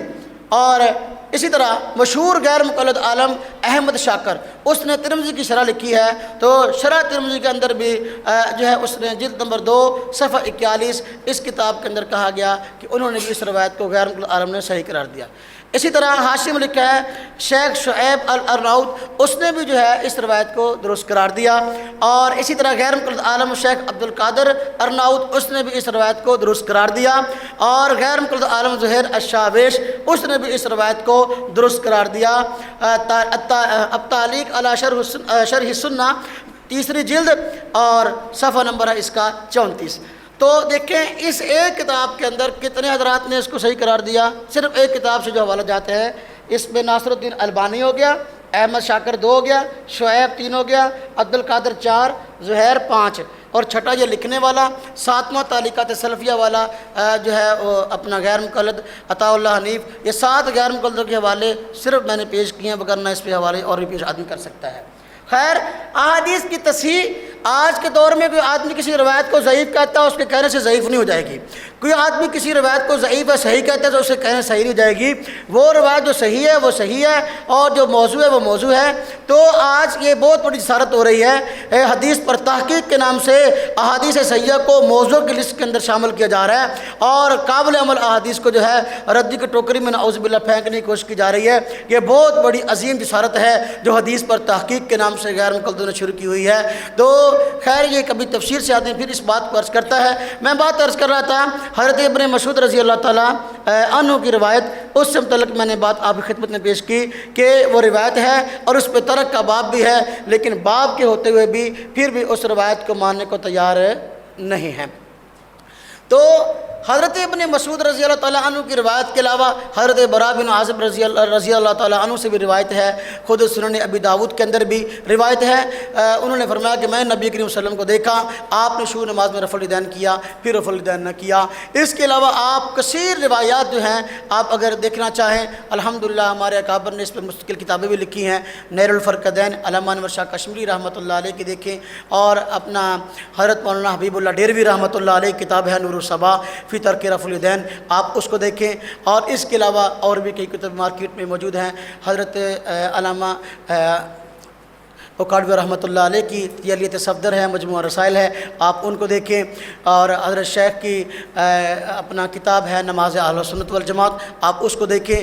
تو دلائل بڑی تفصیل کے ساتھ جو ہے الحمدللہ موجود ہیں، اعتراضات کے جوابات بھی ہم نے دیے ہیں۔ تو ہمارے الحمدللہ موقف کی خوبی یہ ہے کہ ہم سارے دلائل کو لیتے ہیں، سارے دلائل کو لینے کے بعد جو ہے پھر فیصلہ کرتے ہیں۔ ہمارے امام کسی کو اندھیرے میں نہیں رکھتے، نہ کسی حدیث کا انکار کرتے ہیں، تمام احادیث کو سامنے رکھ کر اس کا ایسا مطلب بیان کرتے ہیں کہ ساری احادیث پر عمل ہو جائے۔ دیکھیں جس نے انکار کرنا نا وہ ہیلے اور بہانے اختیار کرے گا۔ حضرت ابن مسعود رضی اللہ عنہ کی روایت ہے نا، اس کے متعلق اب عام جو نسخے ہیں نا سنن ابی داؤد کے، اس میں کوئی جرح نہیں ہے۔ ایک نسخہ ہے اس پہ جو ہے وہ اپنا جرح ہے کہ یہ حدیث جو ہے طویل حدیث سے مختصر ہے اور صحیح نہیں ہے۔ اب یہ ابو داؤد کی اپنا رحمۃ اللہ علیہ کی جرح ہے، یہ ایک قدیم نسخے کے اندر پائی جاتی ہے۔ جدید نسخہ حضرت امام ابو داؤد رحمۃ اللہ علیہ کے معروف جو شاگرد ہے، اپنے جسے لوئی لوئی کا نسخہ کہتے ہیں، تو وہ بالکل امام ابو داؤد رحمۃ اللہ علیہ کی وفات والے سال جو ہے انہوں نے اس نسخے کا سماعت فرمایا، اور وہ نسخہ جو ہے ہمارے ہاں عام چھپا بھی ہوا ہے، اس میں جرح موجود نہیں ہے۔ یہ جرح یا تو ثابت ہی نہیں ہے کیونکہ عام معروف نسخے میں نہیں تھی، اگر ہو بھی تو امام ابو داؤد نے اسے رجوع کر لیا تھا، اور لوئی لوئی کے نسخے کے اندر یہ جرح موجود نہیں ہے، انہوں نے اس جرح کو نقل نہیں کیا۔ بہت مرتبہ ایسا ہوا ہے کہ کسی محدث نے کسی حدیث سے متعلق رائے پیش کی، بعد میں انہوں نے اسے رجوع کر لیا، یا تو یہ جرح ثابت ہی نہیں، اگر ثابت بھی ہو تو پھر بھی جو ہے انہوں نے رجوع کر لیا، اور رجوع جو ہے لوئی لوئی کے نسخے سے ثابت ہے الحمدللہ۔ تو الحمدللہ ہمارے دلائل وہ ایسے نہیں ہیں کہ کوئی آدمی سنے اور سننے کے بعد کہہ دے کہ نہیں ان کا موقف کچا ہے۔ الحمدللہ ہم دلائل رکھتے ہیں، اور ہم ریت کی دیوار پہ نہیں کھڑے کہ کوئی بھی آدمی آئے اور دھکا دے کر ہمیں گرا دے۔ الحمدللہ ہماری بنیادیں مضبوط ہیں، اور مضبوط بنیادوں پر الحمدللہ ہم کھڑے ہیں، مضبوط دلائل ہیں، اور اس عنوان سے پریشان ہونے کی ضرورت نہیں ہے۔ غیر مقلدوں کے پلے اس عنوان سے کچھ بھی نہیں ہے۔ ہم غیر مقلدوں کہتے ہیں بھئی بات کرنے سے پہلے اپنا موقف ہمیں بتاؤ۔ وہ کہتے ہیں جی جو ہے ہمارا موقف یہ کہ نبی کریم صلی اللہ علیہ وسلم نے ہمیشہ رفع الیدین کیا، ایک بھی نماز رفع الیدین کے بغیر نہیں پڑھی۔ ہم کہتے ہیں اس پہ ایک روایت پیش کرو۔ وہ ہمیں کہا کرتے ہیں 400 حدیثیں، 150 حدیثیں، 20 حدیثیں۔ ہم کہتے ہیں عمل کرنے کے لیے 20 30 100 400 کی ضرورت ہی نہیں ہے، عمل کرنے کے لیے تو ایک ہی حدیث کافی ہے۔ آپ اپنے عمل پر جو ہے ایک حدیث پیش کرو۔ اللہ کے نبی صلی اللہ علیہ وسلم نے رکوع کو جاتے ہوئے، رکوع سے اٹھتے ہوئے، تیسری رکعت کو کھڑے ہوتے ہوئے ہمیشہ رفع الیدین کیا، باقی جگہ پر ہمیشہ رفع الیدین چھوڑا، کبھی رفع الیدین نہیں کیا، تو پھر جو ہے ہم آپ کی بات پہ غور کر سکتے ہیں۔ ایک روایت بھی موجود نہیں ہے۔ خلافیات بہقی کے اندر جو ہے ایک روایت حضرت ابن عمر رضی اللہ تعالیٰ عنہ کے حوالے سے ذکر کی جاتی ہے، حالانکہ وہ روایت موضوع ہے۔ خود جو ہے تعلیقات سلفیہ کے اندر عطاء اللہ علی بوجانی نے کہا ہے یہ روایت سخت ضعیف ہے، اور اس کے اندر جو ہے ایسے راوی ہیں جو کہ حدیث کو گھڑنے والے، ان پر حدیث کے گھڑنے کا تان ہے، اس روایت کو پیش کرتے ہیں۔ اس روایت کے اندر بھی اور تیسری رکعت کے کھڑے ہونے کا رفع الیدین نہیں ہے، اور اسی طریقے سے ہمیشہ کا لفظ نہیں ہے، اور باقی 18 جگہ کی نفی نہیں ہے۔ ہم کہتے ہیں 10 کا اثبات، 18 کی نفی، اور ہمیشہ کا لفظ آپ ہمیں دکھائیں، لیکن یہ بیچارے دکھا نہیں سکتے۔ ہمیں کہتے ہیں کہ منع کی حدیث دکھاؤ، ہم کہتے ہیں باقی 18 کے منع کی حدیث دکھاؤ۔ جیسا سوال وہ کرے ایسا سوال آپ کر لیں، انشاءاللہ کچھ بھی پلے نہیں ہے۔ وہ بخاری کی روایت حضرت ابن عمر کی پڑھے، آپ کہو یہ ہماری دلیل ہے۔ وہ بخاری کی حدیث کسی اور صحابی سے پڑھے یا کسی اور کتاب سے پڑھے، حضرت مالک بن حویرث کی حدیث پڑھے یا حضرت والد بن حجر کی پڑھے، کوئی روایت آپ کہو یہ ہماری دلیل ہے۔ اس میں تو یہ ہے کہ اللہ کے نبی صلی اللہ علیہ وسلم رفع الیدین کیا یا کرتے تھے، ہم اس کے منکر نہیں ہیں۔ یہ بتاؤ کہ اللہ کے نبی صلی اللہ علیہ وسلم نے ہمیشہ رفع الیدین کیا، کبھی ایک نماز رفع الیدین کے بغیر نہیں پڑھی، اس پہ آپ کے پاس کوئی روایت ہے تو آپ ہمارے سامنے پیش کرو، ہم اس پہ غور کرتے ہیں۔ اس پہ ان کے پاس کوئی روایت نہیں ہے، ہمارا ثبوت پہ جھگڑا ہے ہی نہیں۔ اگر وہ ثبوت پہ مانا دوام لے تو پھر کہو 28 مرتبہ ثابت ہم کرتے ہیں، 28 مرتبہ ثابت ہم نے کر دیا۔ پہلے آپ نے رفع الیدین کو درست کرو، آپ نے رفع الیدین کو پوری کرو، پھر آگر ہم سے بات کرو۔ تمہاری رفع الیدین ادھوری ہے، حدیث کی رفع الیدین پوری ہے، تم ادھوری رفع الیدین کرتے ہو، پوری رفع الیدین نہیں کرتے۔ ایک غیر مقرر مجھے کہنے لگا، کہتا ہے جی کہ اپنا رفع الیدین نماز کی زینت ہے۔ میں نے کہا بالکل، نیل المرام کے اندر جو ہے روایت ذکر کی گئی ہے کہ ہر تکبیر کے ساتھ جو ہے رفع الیدین جو ہے وہ نماز کی زینت ہے۔ تو اب تمہاری زینت ادھوری ہے، اپنی زینت کو پوری کرو پہلے۔ کہتا جی نماز کے اندر حسن پیدا کرتی ہے۔ میں نے کہا پھر تو شیعہ حضرات کی نماز تم سے زیادہ خوبصورت ہے، وہ یہ رفع الیدین کرتے ہیں، وہ یہ رفع الیدین کرتے ہیں، رکوع کے علاوہ رفع الیدین کرتے ہیں، تم نہیں کرتے۔ تو پھر شیعہ تمہارے پاس آ کر کہے کہ ہر رفع الیدین کے کرنے پر جو ہے نیکی ملتی ہے، تو تم اتنی نیکیوں میں کمی کیوں کرتے ہو؟ اپنی نیکیوں میں اضافہ کیوں نہیں کرتے؟ باقی مقامات پر رفع الیدین کیوں نہیں کرتے؟ تو پھر تم کیا جواب دو گے؟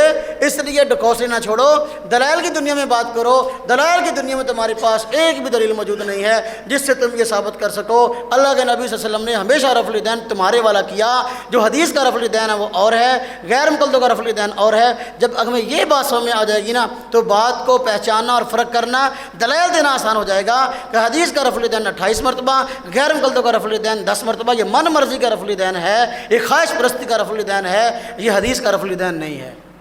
بات سمجھ آ گئی نا جی؟ اللہ رب العزت جو کچھ کہا سنا گیا عمل کی توفیق نصیب فرمائے۔ وآخر دعوانا ان الحمدللہ رب العالمین۔ لا إله إلا الله، لا إله إلا الله، لا إله إلا الله، ما لنا رب سواه. لا إله إلا الله، لا إله